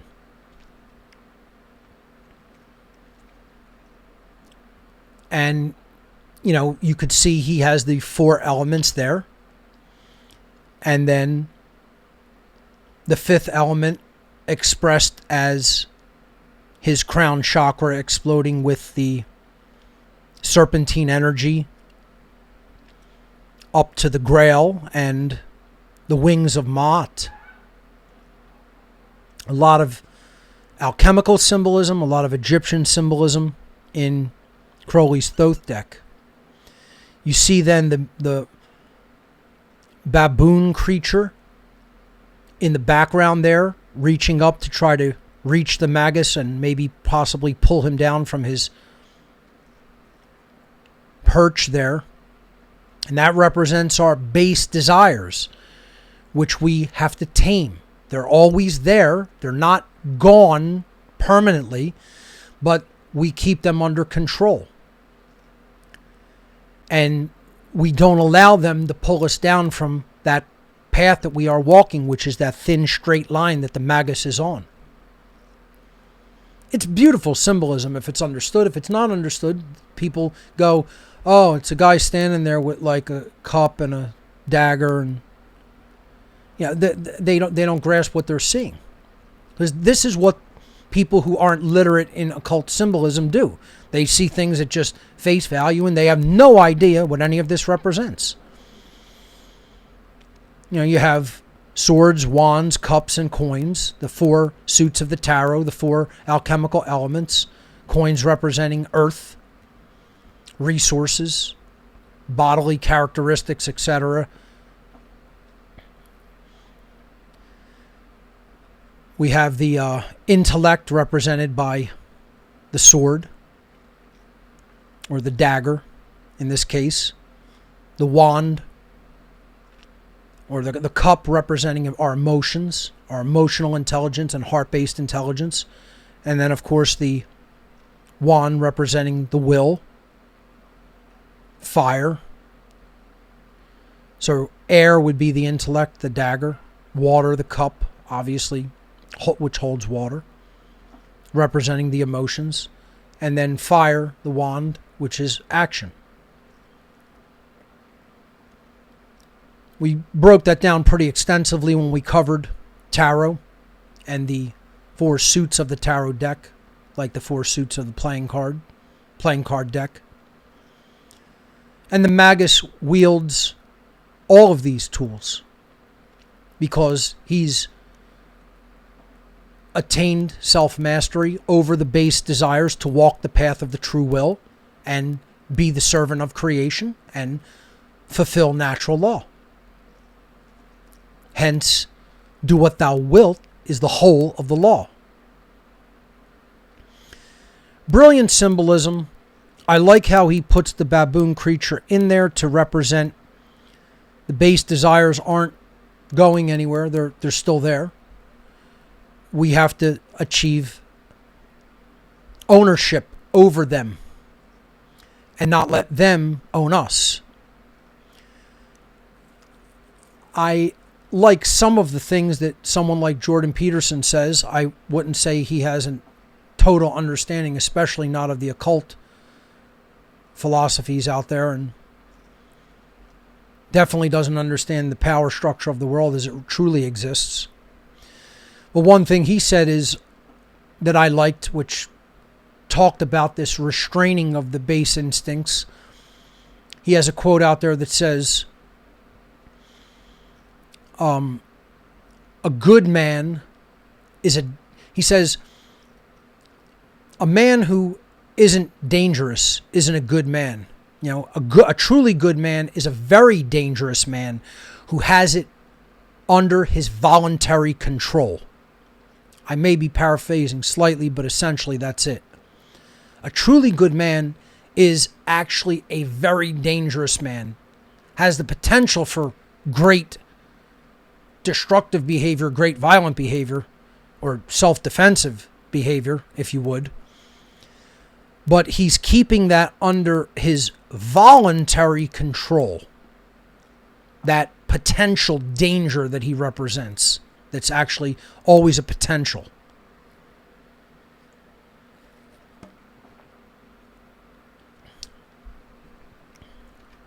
Let's move on. And, just let me step back for a moment. That the part that we're guided on the path of the will toward our purpose, once we've learned to hear and follow the higher self, again, that is what's made possible through meditative, tantric, breathing, yogic practices, etc. And there's many other methods. Psychedelics could be one if you do it properly. Some people would consider them shortcuts. Some people see them as tools in a different sense. But that voice doesn't speak above a whisper. Our chatter is yapping away at 1,000,000 miles an hour at top volume in our minds.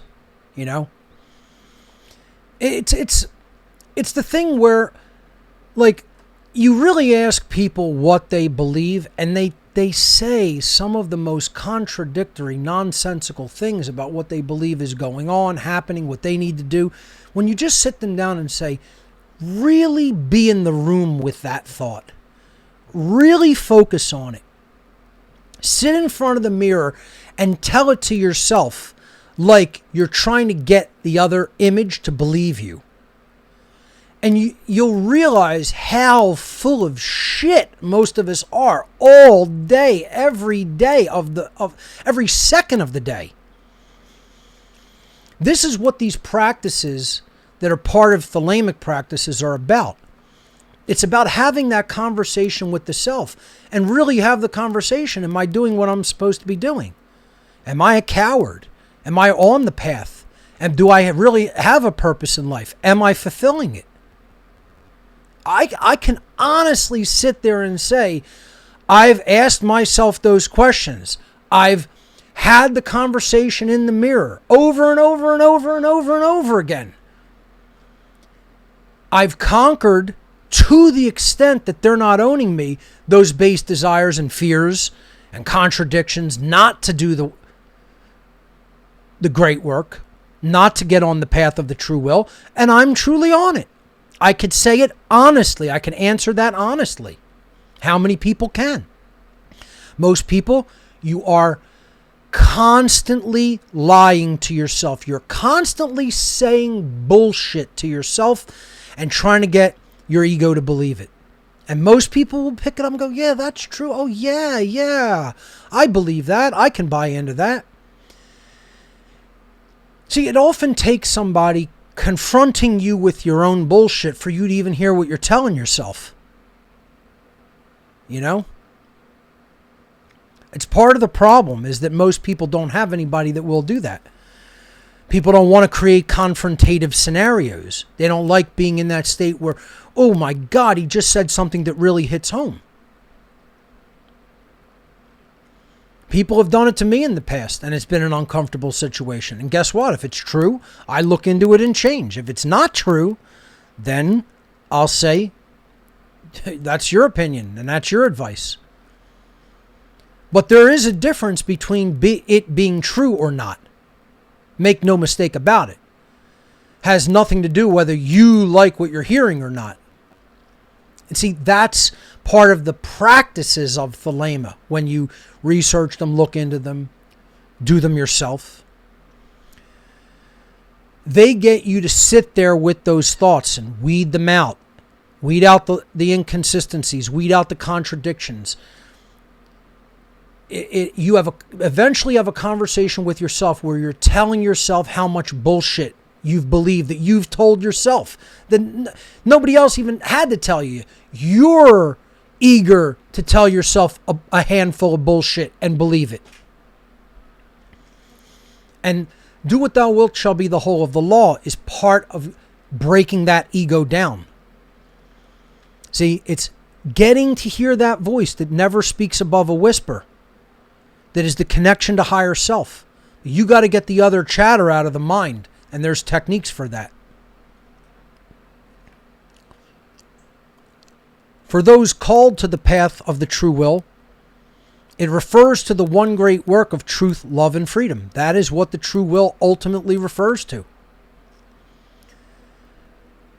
The true will is to align oneself with higher will. What does the higher will of creation want for all of its creatures? It wants people to be free. It wants people to be happy. It wants freedom from suffering that is self-inflicted. Obviously, there's going to be some forms of suffering contained in life. Again, the Buddhist tradition talks about that, and that's a big part of Thelema. It mixes some of the Eastern traditions in with the Western mystery traditions. It's a very aggregate tradition. A tradition with which coalesces a lot of other mystical traditions and occult traditions. Buddhism is a big one. Which one of the main tenets of Buddhism is that life contains suffering, or a better way of saying it is suffering is contained within life. The Buddhist teachings never anywhere in the original teachings of Buddhism say life is suffering. This is a total bastardization of the Buddhist tradition, which is a huge part of the Thelemic tradition. Never anywhere was it ever written or said life is suffering. That is a bullshit, New Age, and or dark Buddhist variant of the phrase, suffering exists within life. Suffering is contained within life. Life contains suffering. It has suffering within it. By its very essence, by its inherent nature, living will contain within it certain aspects of suffering that one must endure. And what that ultimately means is some forms of suffering are self-generated, some are not self-generated, but the overwhelming bulk majority of suffering is self-generated.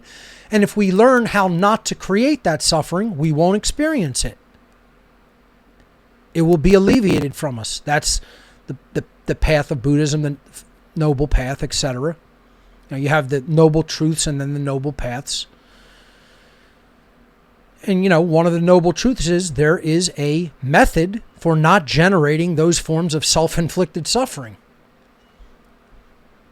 And then the path shows you how to do that. Very similar to the Thelemic path. To get on the path of the true will is to begin ceasing creating that self-inflicted suffering by doing the great work of teaching natural law and teaching objective morality so that it becomes common sense. And that is you being a servant to truth, love, and freedom, instead of doing whatever you want and being a coward and not talking out against evil and tyranny. Continuing with this paragraph, do what thou wilt in a Thelema context is literally the exact opposite of the phrase do whatever you want. Literally dipoles, diametrically opposed opposites. Nothing to do with each other. Over here is do what thou wilt shall be the whole of the law. Over here is do whatever you want, and never the twain shall meet. Complete opposites of each other. For anybody who truly understands it. For imbecile assholes who don't know what the fuck they're talking about and who insist Thelema is something that it is not, they want to make them equivalents, which they are not. They're exactly extreme opposites of each other. Do what thou wilt is the apotheosis of freedom. So I'm continuing this sentence from the one before. Do what thou wilt in a Thelema context is literally the exact opposite of do whatever you want. It is the apotheosis of freedom. That means do what thou wilt means because you are serving creation's will, and because ultimately that will is for the freedom of all, for true freedom to manifest and for every being to be sovereign. It is the elevation of freedom to the position of godhood. That's what apotheosis means, elevation to godhood. And indeed, that is what truth, love, and freedom are. That is what God is. God is truth, God is love, God is freedom. And ultimately, all three of those things together is natural law. God is law. That's the law is the boundary condition. You could call it symbolically represent that as a circle, and then put an equilateral triangle in it. Truth, love, freedom. Again, that is why the all-seeing eye design is what it is. That's why I use it in the One Great Work and One Great Work Network and What on Earth is Happening. Sell t-shirts with it on it, etc. That's why it is the little icon of the One Great Work Network. Because the boundary condition is natural law. That's the circle. And then truth, love, and freedom are what it is bringing into manifestation in the physical world. That is the godhood. Truth, love, freedom. They're the expressions of it in the physical. Hence, the triangle is the basic, geometry of nature. And the circle is the perfected shape that represents the construct. Represents the underlying ordering intelligence that is the creator. Do what thou wilt is the apotheosis of freedom and the strictest possible bond. This is what I talked about before. It's a constraint. It's the law. Okay? That's what natural law is. And that's the bond. Okay? You're bonded to that in life. Meaning it's not really an option. You know that in times that are not equal, like what we're living in, a state of slavery, you must do this type of work. The true will doesn't have to be that. Let's say we were living on a planet where everyone's rights were respected, everybody knew natural law, everybody knew objective morality and aligned their behavior to it. Let's say almost everybody. You're still going to have strayers from the path. It's bound to happen. Well, let's say we dealt with that in a natural law capacity, meaning we just took care of it. We don't build prisons. We don't constrain other people's rights. We just take care of the problem. That's how it would be done in a natural law society. You could call that brutality if you want, but guess what? It would cleanse the place of those disruptor agents that want to try to get their hooks in and convert other people to their misery and low consciousness mindset. That's exactly what it's like.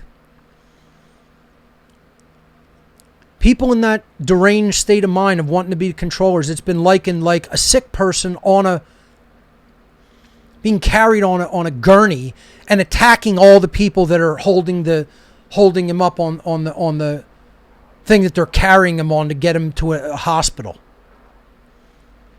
That's what they do. The sick then attacks and harms other people and tries to make them like him. That's what the whole dark occult mindset is and does. That's what the psychopath is and does. So if we lived in a place that already understood natural law, and we didn't have to worry about the total destruction of our rights, and we essentially lived every day with our rights intact, the true will would not have to be doing this work all the time. You would have this work out there naturally in the course of the knowledge of the people of the planet. It would have to be that way for that condition to manifest in the first place. So then, hey, what if I wanted to become a master sculptor? I could turn my will over to that. That could be my path in life. That may be my purpose, to express beauty and potentiality of what a human being could do in something like that. Maybe I want to invent some new piece of technology. And that could be my true will. So when I say at a time when all things are equal, again, when they're not equal and we're living as if some people are gods and other people are their slaves, like we are now,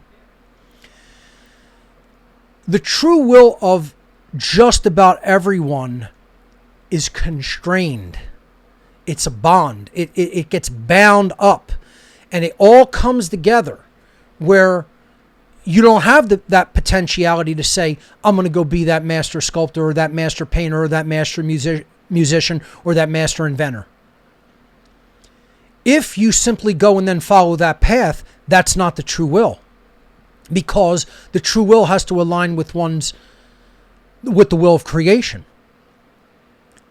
On a planet where rights are intact, someone going and inventing something new to help bring higher expressions of consciousness, potentiality,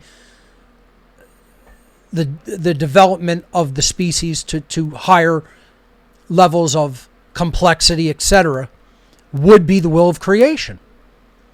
For a planet whose people don't understand rights, don't understand what a right is, what a wrong is, what natural law is, why we shouldn't be enslaving each other, why there shouldn't be government at all, for a planet that ignorant, the true will of all is to first get that planet and all the people on it to that base level of understanding of morality and natural law.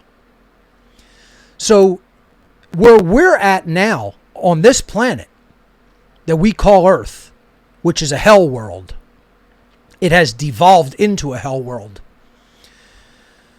There really is only one true will.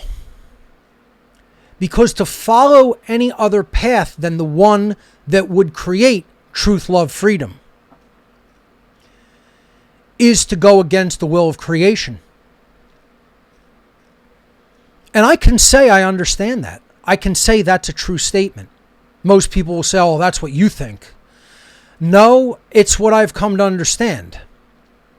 If you just give it some thought quietly alone and really deeply contemplate it, you'll understand right now not to do the true will of the one great work is literally telling creation to go F itself.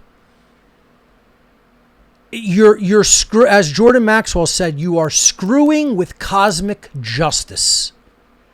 And screwing with cosmic justice is only going to bring anybody that does that one thing, cosmic judgment. Again, that's the law of freedom. Not teaching morality and natural law in a place where we're already enslaved is complicity with the evil that's already in control here. That's why so many people's lives can't flow effortlessly, and there's so little prosperity in most people's lives, because we've let such injustice and iniquities and evil breed everywhere all around us, with largely unchallenged running amok. Do you think the universe is going to give us what we say we want selfishly with the lowercase w, lowercase w will, when we're not serving the higher case w will, and people think we deserve anything better than what we have? They think they personally deserve anything better than what they have?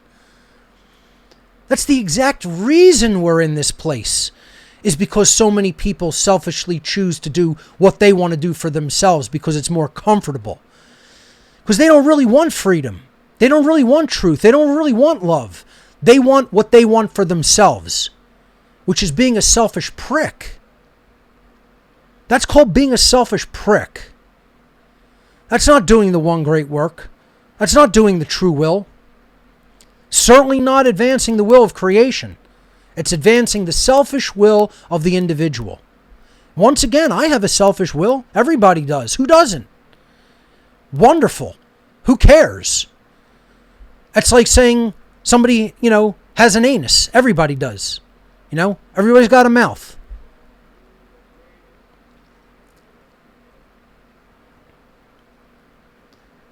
The whole point is that doesn't make you unique. Getting a handle on that so that it doesn't control you will make you unique. That'll put you on the path to mastery.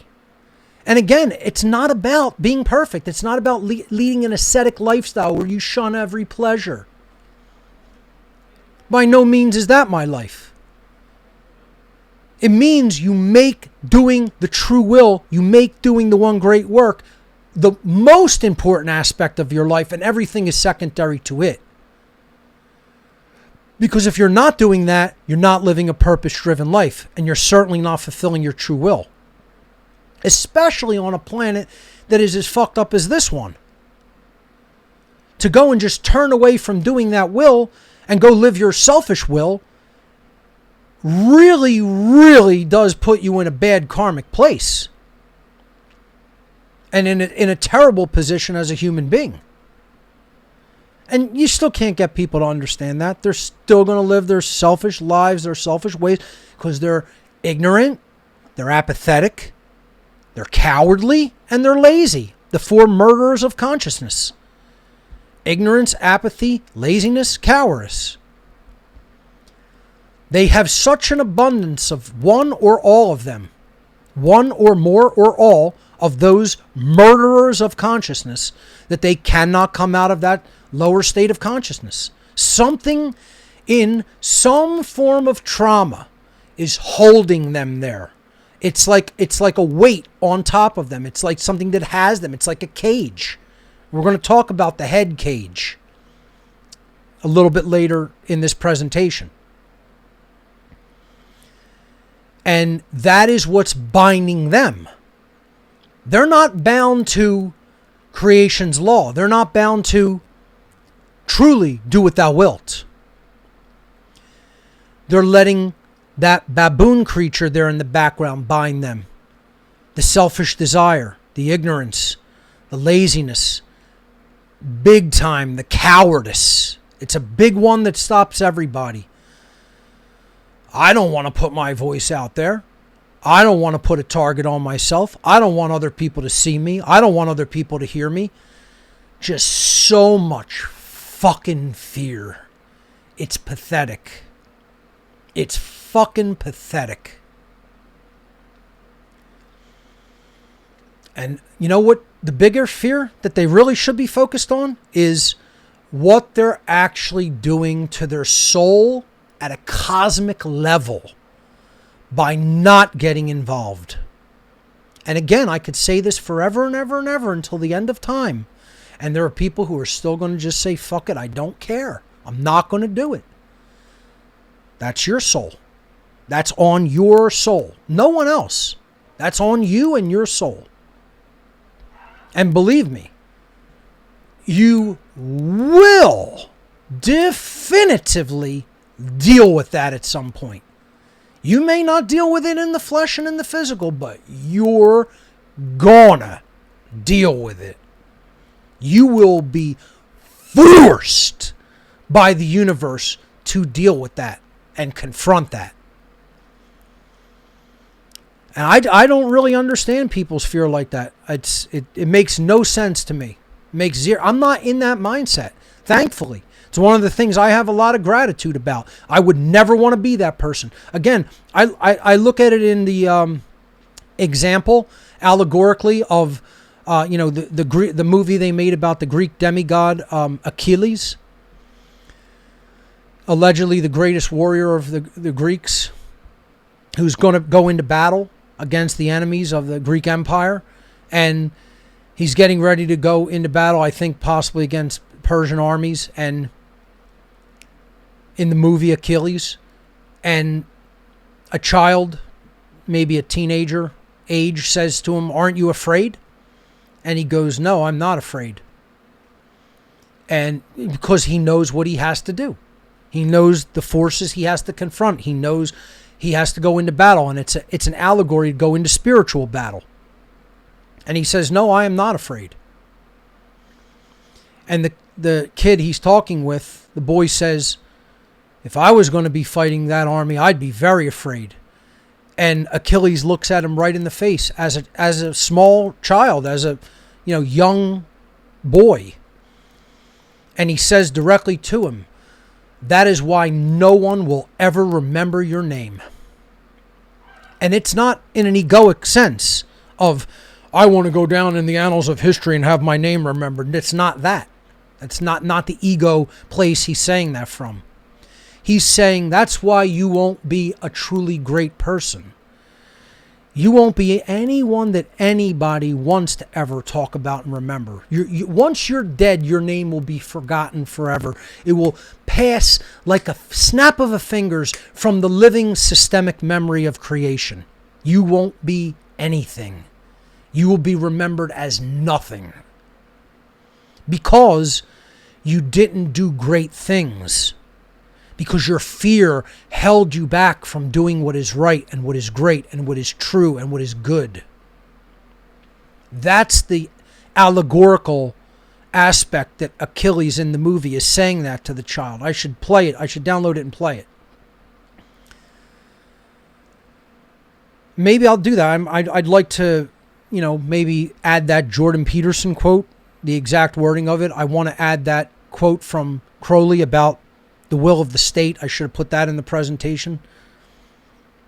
Maybe I'll do that after the slide. I'll just download a couple of things. Maybe we can read from a couple of Thelemic writings as well. But I want to get through the philosophy. So, continuing with this, "Do what thou wilt shall be the whole of the law" is the apotheosis of freedom and the strictest possible bond. In Crowley's own words, "Do thy will and no other shall say nay." Once again, that goes back to what we talked about in the last part of this slide, in the last paragraph. That if we are doing the true will, especially in the aggregate, universal forces come to our aid and human life begins to flow effortlessly without resistance. That is what "do thy will and no other shall say nay" means. Radio host, his name is slipping my mind, used to say, "Be bold and mighty forces will come to your aid." Very similar to this phrase, "Do the will and no other shall say nay." Jack Blood, I think his name was. Yes, Jack Blood. Be bold and mighty forces will come to your aid. Do the will and no other shall say nay. That's it. Courage. It requires courage. I should put the strength card up for that as well, because that's the strength card from the Thoth deck is a huge aspect of Thelema, the development of courage. Cowardice stops so many from the true will, from the true spiritual path. They can't get over something. There's something in them that's incomplete. There's some part of themselves that doesn't love themselves. You know, I won't let fear stop me. That doesn't matter to me, because if you know that your consciousness is infinite, what's dying here going to do? Transition the consciousness from one form to another? So what? It's probably happened to us millions of times already. More likely than not. Continuing with do what thou wilt shall be the whole of the law is one of the precepts or tenets of Thelema. To align one's life with the true will is to work toward the state of true freedom for all. To focus largely upon selfish desires and you could say not even focusing on those desires, but letting those base desires and or instincts like cowardice, like trauma, hold you back from doing that great work, from being on the path of the true will, is the same thing as letting that baboon creature still have hold of you and to take you off the path. To focus largely upon selfish desires and or let cowardice get the better of you will ensure that obstacles arise for you in every aspect of life. Every aspect of life.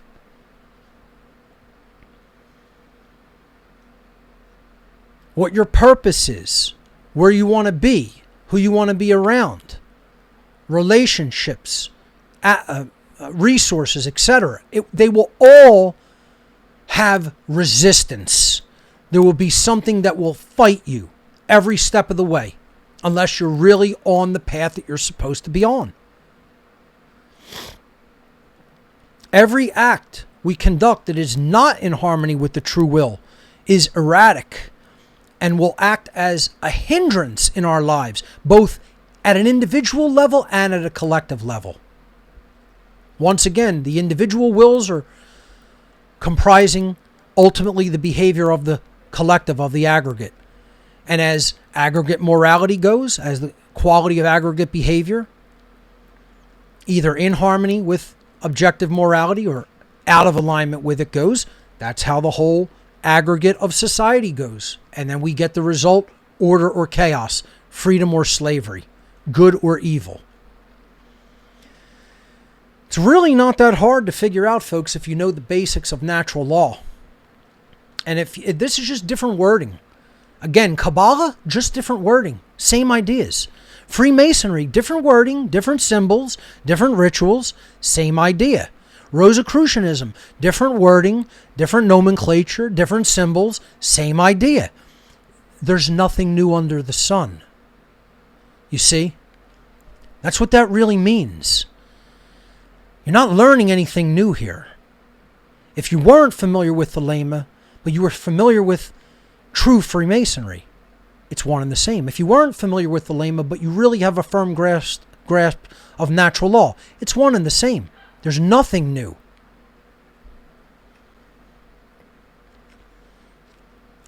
In Thelema, there is a concept of higher love, and this is referred to as agape.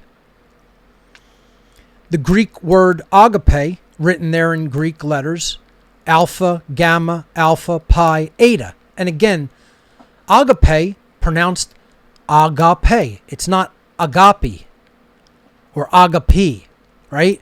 So Thelema is spelled with that eta before the mu alpha at the end. Theta, epsilon, lambda, eta, mu alpha. Agape is spelled alpha, gamma, alpha, pi, eta. How do you pronounce agape? You don't say agape. You wouldn't say Thelema. It's Thelema. The eta is a long A sound in classical Greek. That's not in question.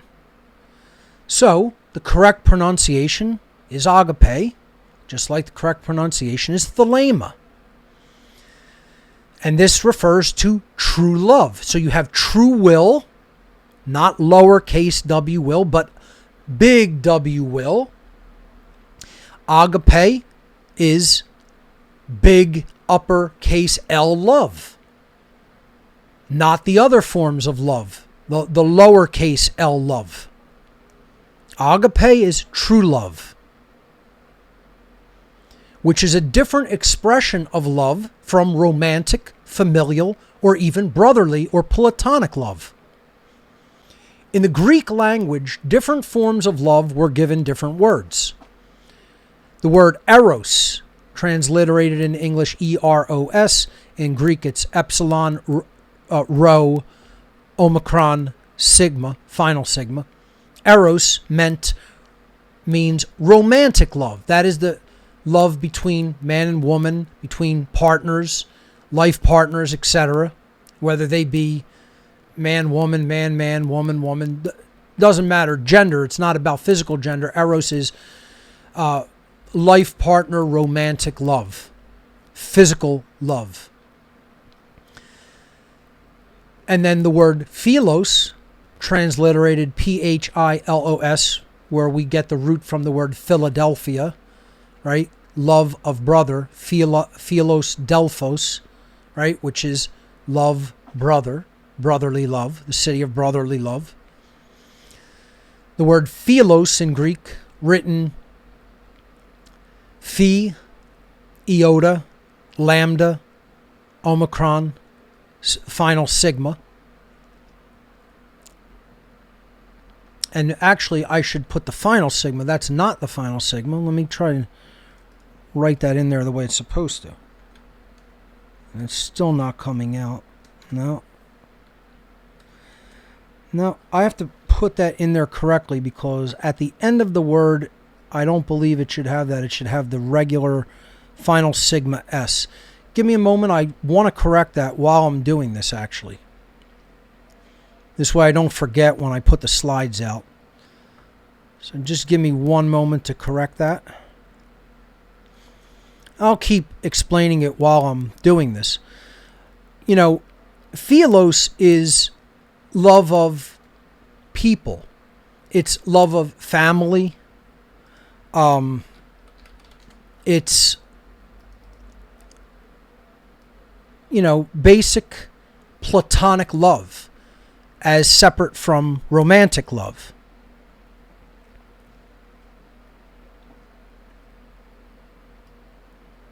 I think I have the character that I want now. It's not the right font. Just give me one more moment and I'll correct this. But these other two forms of love, eros and philos, is not what we are referring to when we talk about a higher expression of love that comes from higher consciousness. These are forms of love that we express toward people, right? So in a romantic relationship, eros would be expressed.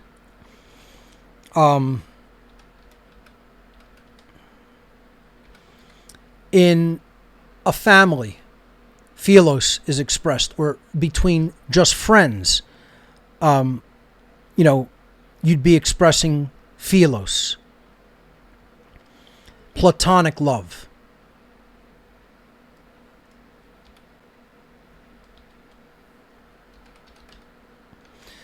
I still can't find the character, so I'll probably have to just let that go and fix it on my own time.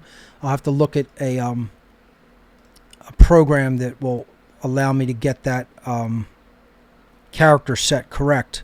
Because when I typed it in, it transliterated it from English, and it didn't give me the final S. I need another program to do that, and I don't have it installed here. So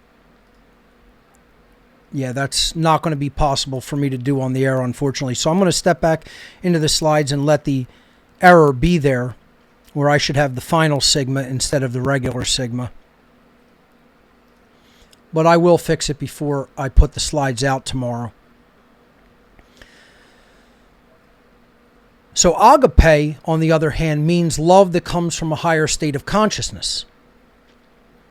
It is love of all beings. It is the desire for all beings to be free in their rights, free, not in bondage, not in slavery, and for the desire for all beings to be free of suffering, to the extent that that is possible. Agape is universal love. Some people call it unconditional love. I personally don't really like that term, because that means if it's universal, there's no real conditions applied to it. But to word it as earthly unconditional love means like you'll keep loving somebody even if they're evil. And it doesn't mean that. That's not what it refers to. If you look up agape, you'll get a lot of the Christian tradition, because they use the word in many Christian traditions as well, to mean unconditional Christ-like love. I would say agape is similar to that, but I personally would not use the word unconditional, because that makes people think in two physical terms of you'll apply this mentality no matter how evil what someone is doing is, and that's not really what it actually technically means. I like the term universal love. It is love that extends beyond all boundaries. In that sense, it's unconstrained. It isn't to people. It is the love of truth and freedom themselves. It's the love of what is right. It's the love of justice. Okay, so it's the love that binds together truth and freedom in the equation truth, love, freedom. Okay? That is ultimately what agape is. And that's what we're talking about when we talk about agape. And of course, I put the lover's card there to represent that. Let's move on and talk a little bit about gematria, or occult numerology. It's huge in Thelema, and Crowley really applied gematria to a lot of what he did. He encoded symbolically words and concepts in number in many of the writings that he did, in book titles, in concepts in books, in many cases just straight out wrote in number. And in studying Thelema, you're going to come across numerology for certain. So let's look at what gematria actually is in just any form of occultism, but especially Thelemic numerology. So in Thelema, gematria is a form of occult numerology. In gematria in general, the letters of words are converted to numeric value. So let's say my name, Mark, in English gematria, right? So you could put up an English gematria table like M has a value, I believe it's 13, right? Let me actually just look it up real quick.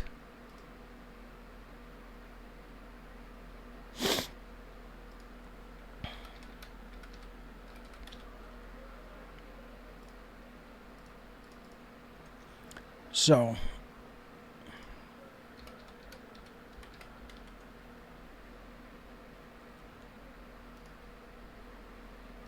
and I have a bad spelling here. Let me fix that. Gematria has one M. I spelled it wrong a couple times here.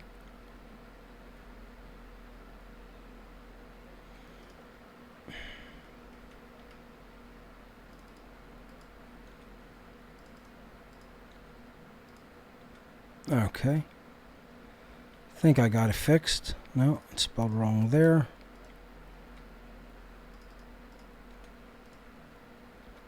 Okay. Doing all kinds of editing. So, here's an English, I'm looking at an English gematria table. And M is 13. But then you reduce the M to 4 because you add the 1 and the 3 and 13. So the second letter of my name is A. That's 1. First letter of the English alphabet. So if we add the 4 and the 1 together, we have 5. Then R. R is 18 in the English alphabet. 18th letter. The 1 and the 8 add together to form 9. A 9, as we will see, acts as a 0. But we can add it together with what we have so far. 4, 1, 9. Right? So that's 14. And we add that together, we're back to 5, which is what 1 and 4 are. So that's how the 9 is a 0. We're going to see this in a couple moments. How 9s are always zeros. But let's go to the K now. K is 2. Because it is 11. It's the 11th letter of the English alphabet. 1 and 1 is 2. So we add that together, right? 4, 1, 9, and 2. 16. 1 plus 6 is 7. So my first name, Mark, in English gematria is a 7. That's how you do reduction in gematria. So we're going to do gematria on the word Thelema and find its value in Greek gematria on the next slide. Let's look at some classical occult gematria. The number 666, depicted at the bottom of this table on the left, always represented incompletion. 6 and 7 in numerology in the occult world are incomplete and complete. 6 is incomplete, 7 is complete. 8 is perfect, and 9 would represent total union, but also in a different aspect, nothing. Union to the point of completion versus 0. And you could look at that as coming full circle. 666 always represented base consciousness, incompletion in thought, emotion, and action. If we ascribe one letter of the trinity of numbers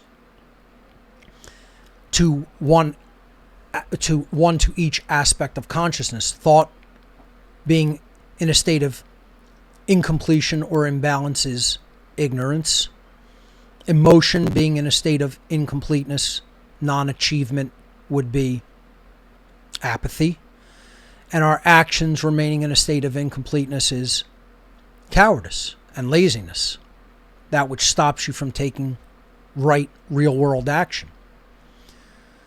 That is what 666 has meant in different occult numerological traditions. Man in base consciousness, the beast.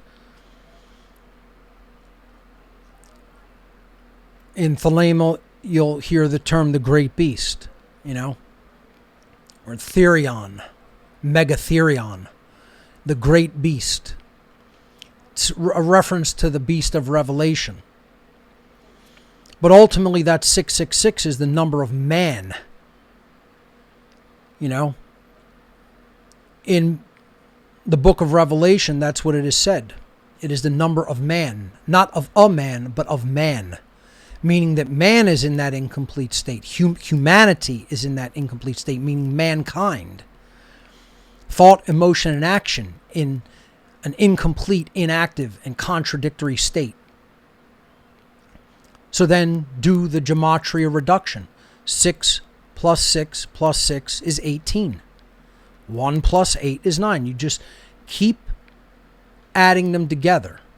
That's all you're doing in reduction. It's very simple. People try to make it more complex than it really is. Gematria reduction means adding together the individual values of letters in a word repeatedly until a single numerical value is reached. For example, 777 which is the next one we could do, representing man in unity consciousness. The thoughts, emotions, and actions are complete. They're activated. They're unified. There's no contradiction. It's intelligence. It's true care, true love, and then true will, which is right action. Courage, right action. Very simple concepts representing consciousness, but then expressed through number. To encode them, to encode it. Because at times and places you couldn't teach this. You could be murdered for teaching it. You could be tortured for teaching it. And so people have come up with ingenious encoding systems, including the tarot, including occult gematria, including allegorical stories, etc. So 777, do the reduction. 7 plus 7 plus 7 is 21. 2 plus 1 is 3. That's the reduction of 777. So in Thelema gematria, it is generally accepted that words which reduce to the same numerical value actually share the same meaning. And my slides are fraught with error today, but that's okay. We'll fix them on the fly.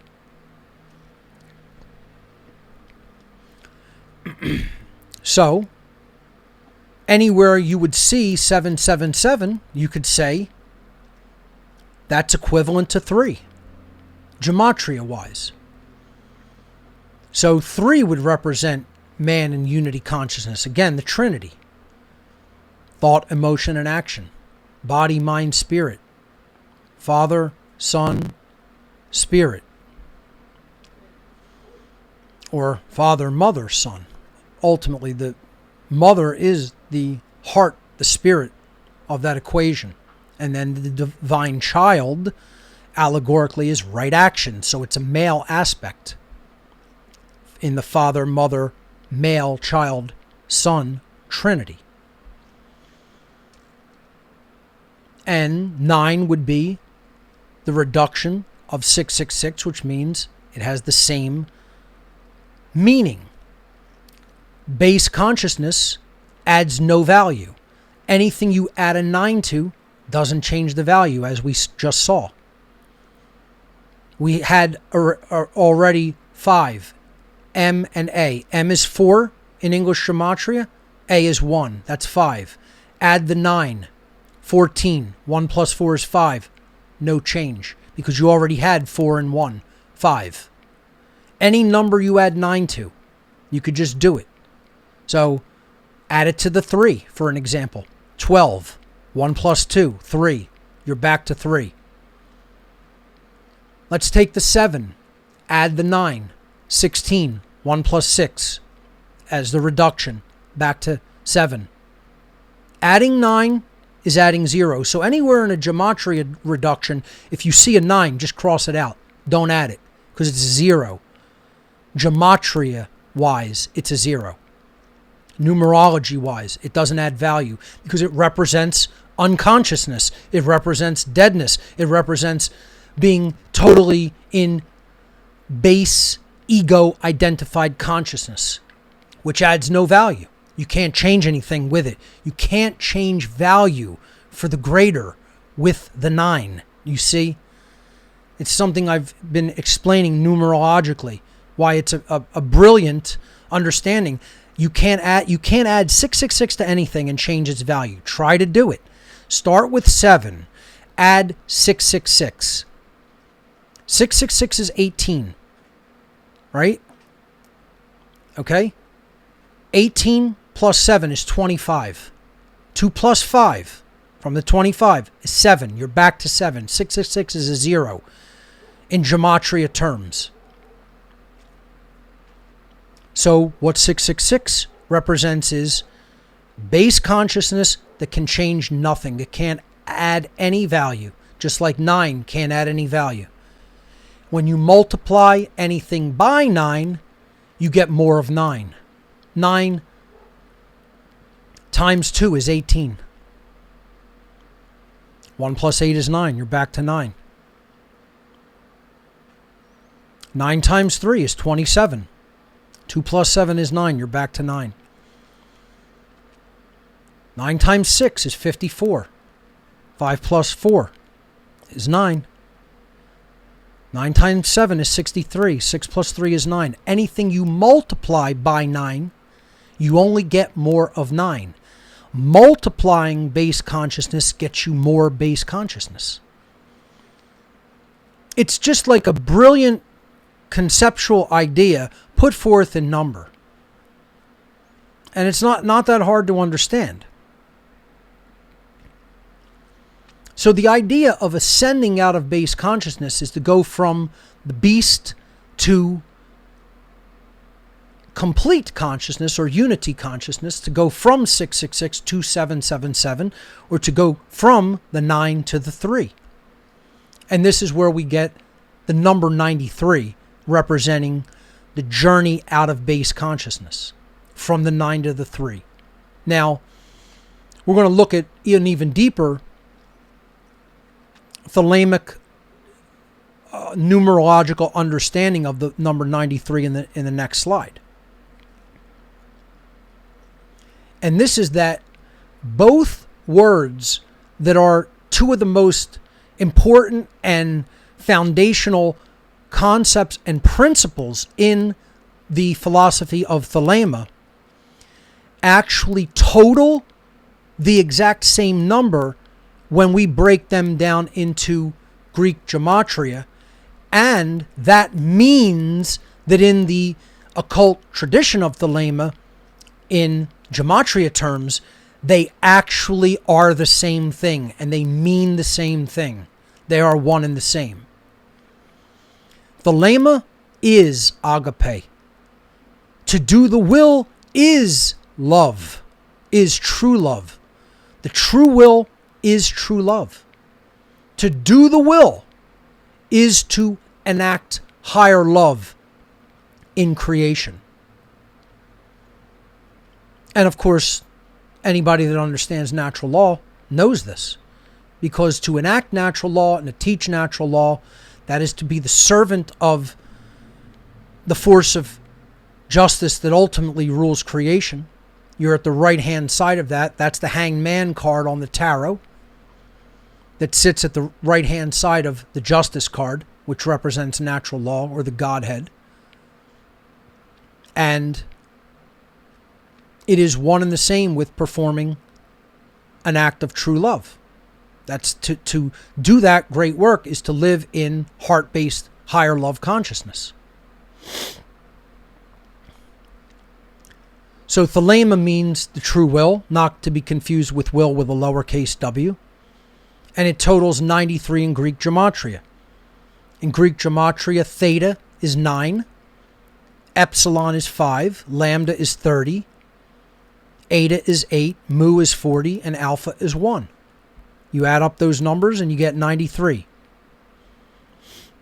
9 plus 5 is 14, plus 30 is 44, plus 8 is 52, plus 40 is 92, plus 1 is 93. Thelema in gematria terms equals 93. And again, we have that concept of going from the 9 to the 3. The 9 is actually a 0. It's the Trinity again, thought, emotion, action. Unified, on one accord, united, aligned with the will of creation. On the other side, we have the word agape in Greek, representing true love, not to be confused with love with a lowercase l, the eros or philos forms of love. It also totals 93 in Greek gematria. Alpha is 1, gamma is 3, alpha is 1, pi is 80. You would actually pronounce, people say pi in the Greek, in the actual ancient Greek, the letter is simply pronounced p, like the English letter P. It's not pi. There's no long I sound in Greek unless you combine alpha and epsilon. Then you have the sound I, from I. So truly in ancient Greek, the letter that we call pi in English is P, is pronounced P, P-I. Or it would be pi iota if it was spelled out in Greek. So the eta at the end is 8. So let's add them together. 1 plus 3 is 4, plus 1 is 5, plus 80 is 85, plus 8 is 93. So when we have two equivalent numerological values in the Thelemic gematria system, it is ascribed that they mean the same thing. And they do. See, that's the beauty of it, right? It's not something that's nebulous here. You're not trying to say, truck equals angel or something like that, Not things that don't quite make sense. Here, the attribution works, and it's perfect, because the true will is true love. To align one's will to the will of creation is to be in a harmonious act of love. It works out perfectly. And that's why the number 93 is so important in the Thelemic tradition. There are other numbers that have a lot of numerological significance, which we could briefly touch on. So we saw the number 93. Thelema, will, totals 93 in Greek gematria. Agape, love, totals 93 in Greek gematria. Therefore, they essentially mean the same thing. True will and true love are equivalents of each other. The number 93 represents ascension out of ego and duality consciousness and into love, will, and unity consciousness. As we saw, to go from the beast to the perfected being, the 777. That's not considered being God. God's number in Greek gematria would be 888. So man still is not the perfection that the Godhead is, the three infinities, perfection in thought, emotion, action, but it's completeness in the physical form in thought, emotion, and action that you're going to reach in the physical domain, but still not God. So you have 666, 777, and 888.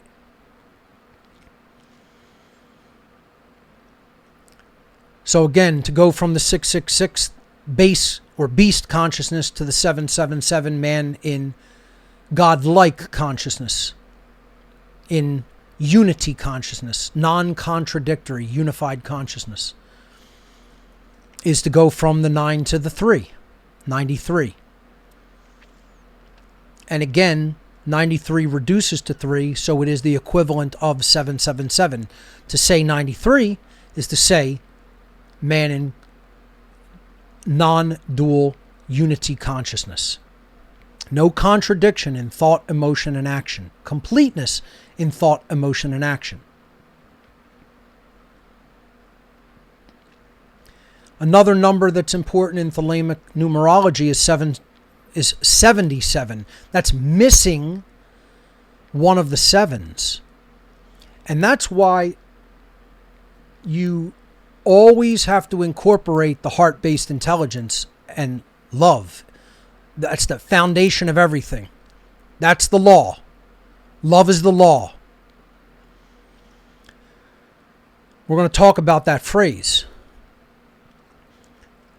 See, if you're not coming from that heart-based intelligence and it's all intellect and ego, you're operating at the 77, the 77, which is falling short of the 3 sevens. So if you have 2 sevens out of 3 sevens, you could look at that as 2/3, right? And it is true because the reduction, 7 plus 7 is 14, right? Then 777 is 21. That's 2/3 when you reduce it. If you divide by 7, you get 2/3. And then convert that to decimal and you get a repeating 6. 14 out of 21, 2/3, which decimally is, in decimal terms, is 0.6666666. Total incompletion. Forever. Eternal incomplete if the heart is left at the door. That is sorcery. That is intellect combined with egoic will, right? That's truly do whatever you want. So if you see the 7-7 and it's not being actively unified with the other 7, right? There is a concept in Thelema, you could see 77 by itself, but there's always another 7 to unify it with to bring it into balance. But 7 7 or 77 left by itself, unchecked, is sorcery. That's to do the egocentric will. That's the dark occult. Intellect combined with egoic will, but devoid of true care, devoid of the heart-based intelligence. And then, of course, 77 is just one short of the number 78, which is the total amount of cards in the tarot deck. So you're taking one card short of the book of life. And ultimately, we know what card would be the short end of the stick if you remove truly the heart-based intelligence and true care from the 78 of the tarot deck. Ultimately, you're taking the Fool card out, which represents the soul. Because to take the heart out of the equation of the Trinity is to lose the soul. So ultimately, all of this has to come out of true care. And that doesn't mean mushy, wishy-washy love. It's not eros. It's not philos. It's not romantic love. It's not even care for people. It's care for truth. It's care for what is right. It is care for freedom. It is care for justice.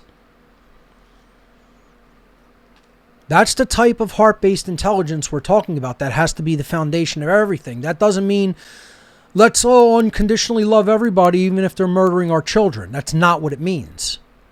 It means I care about what is true. I care about what is right. I care about freedom for all. Agape love. Once you remove that, you've destroyed the soul. And that's where most people are at in the world today. They don't care about what's right. They don't care about truth. They don't care about love from a higher perspective. They don't care about freedom. They have no true care for anything. They don't even want to know what's going on. They want to live selfish, purposeless lives. And that's basically the destruction of the soul and being turned into a golem, a flesh robot. So very powerful that removing the 1-7 gives us the number that is one short of the total number of cards in the tarot. And obviously you're removing the first card of the major arcana, the Fool, which is the soul card. The number 23, another important number in Thelemic gematria, representing getting out, escape, but not in escapist terms, meaning escaping mind control. The term 23 skidoo was a big thing in the 1920s or 30s. Trying to think when it even originated. I think it was the 1920s. It meant like getting out of the situation that you're in. Like if you're in a social function and you really don't want to be there and it's uncomfortable and you need to get out of there and go do your own thing, you know, people will call it ghosting now. You did the 23 skidoo. You got out while the getting was good and easy and zip, you're out, you know. This is, in Thelemic terms, a reference to that time period. Obviously, you know, I believe Crowley lived into the, I think he lived into the 40s. I have to get his exact birth and death date, but certainly this was a popular phrase, a pop cultural phrase during the time that he lived, and he incorporated it into some of his writings.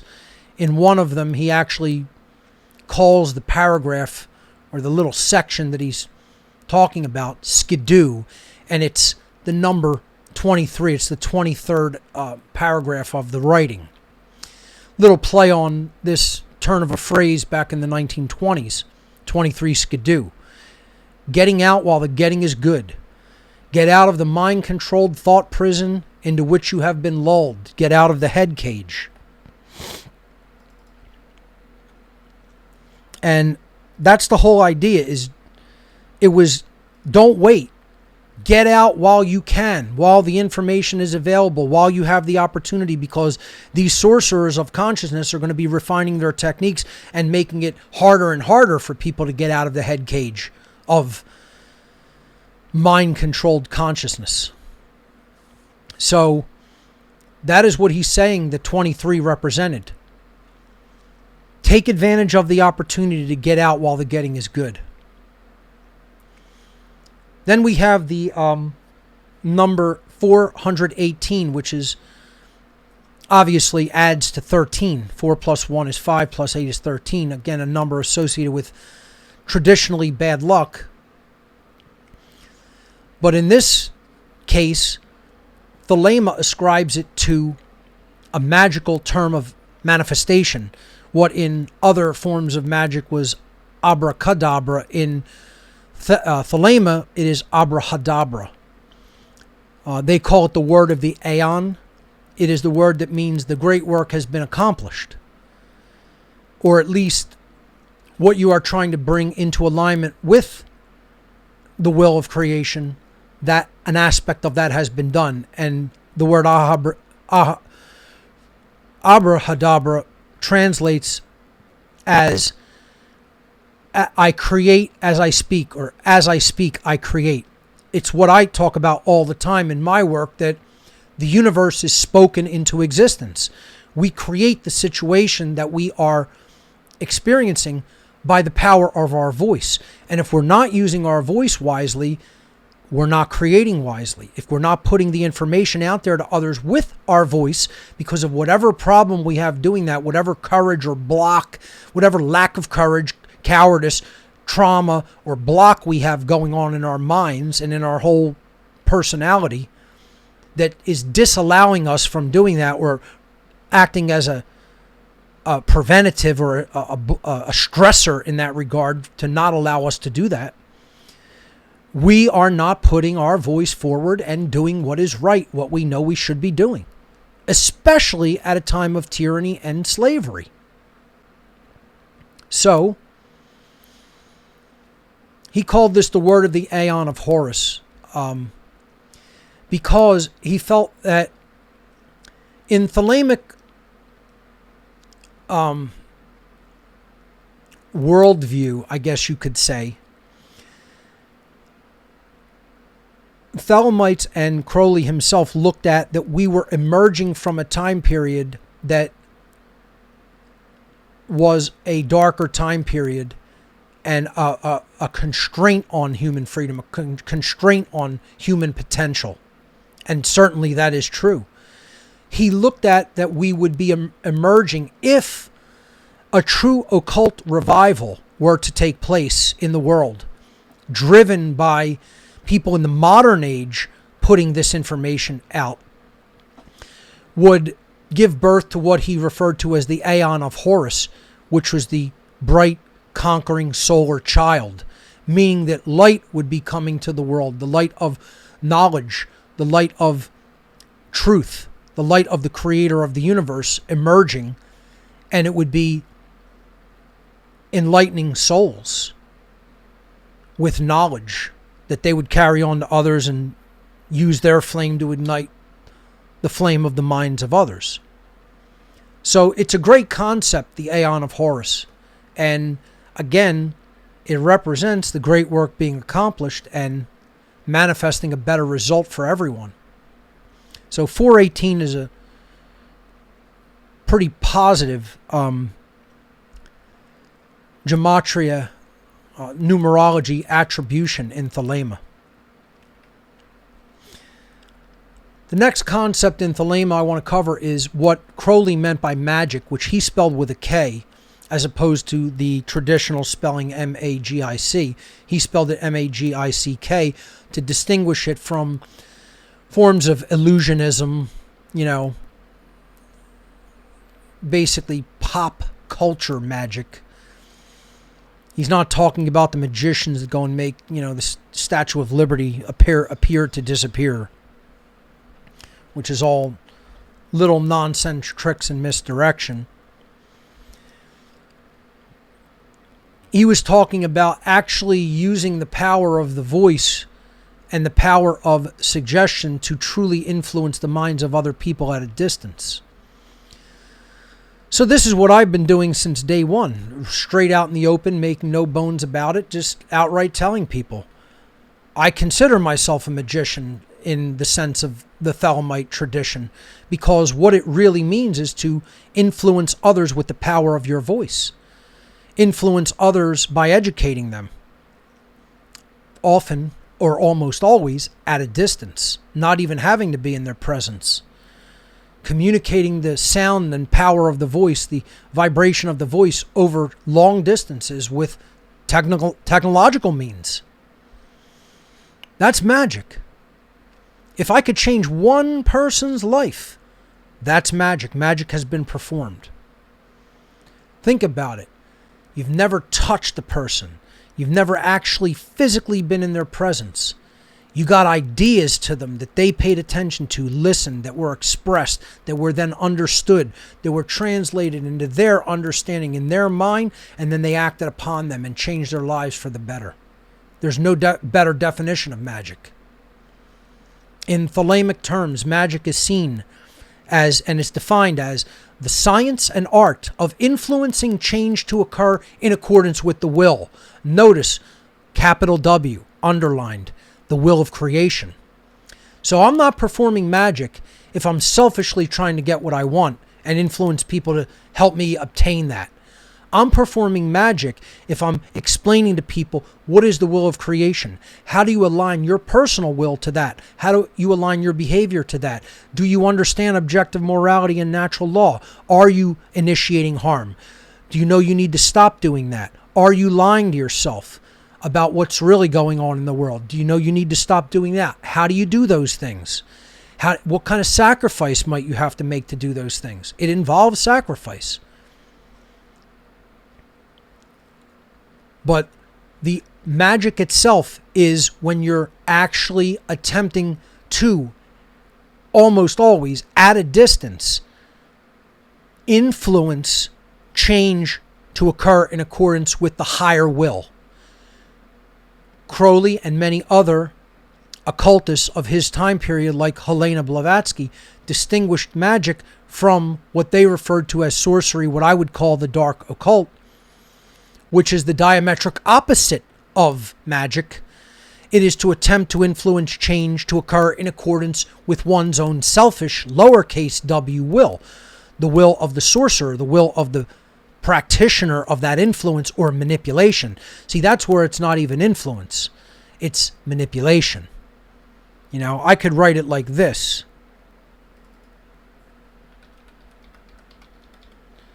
That's a better definition.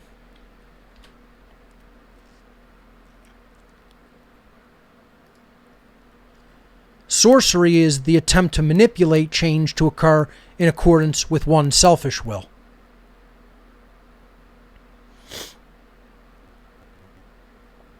I don't even have to say attempt.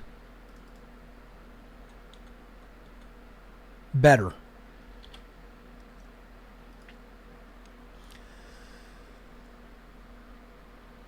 So that was the difference in Thelema between magic and sorcery, and I talked about that very early on in What on Earth is Happening work, in the earlier podcasts.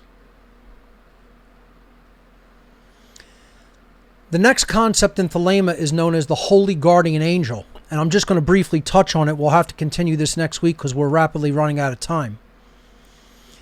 Crowley's seen the Holy Guardian Angel as a deep connection, a deeper connection to the higher self, which would then help guide us toward our true will and our ultimate grand purpose in life. But for that to manifest in our lives, we have to learn to listen to its wisdom, the path of right action that it's telling us to undertake by quieting the voice of the ego. This is what some of the Thelemic practices were about, to help us to hear that voice, meditative and yogic practices. Crowley called his own guardian angel Iwaz, whose name also totals 93 in Greek gematria.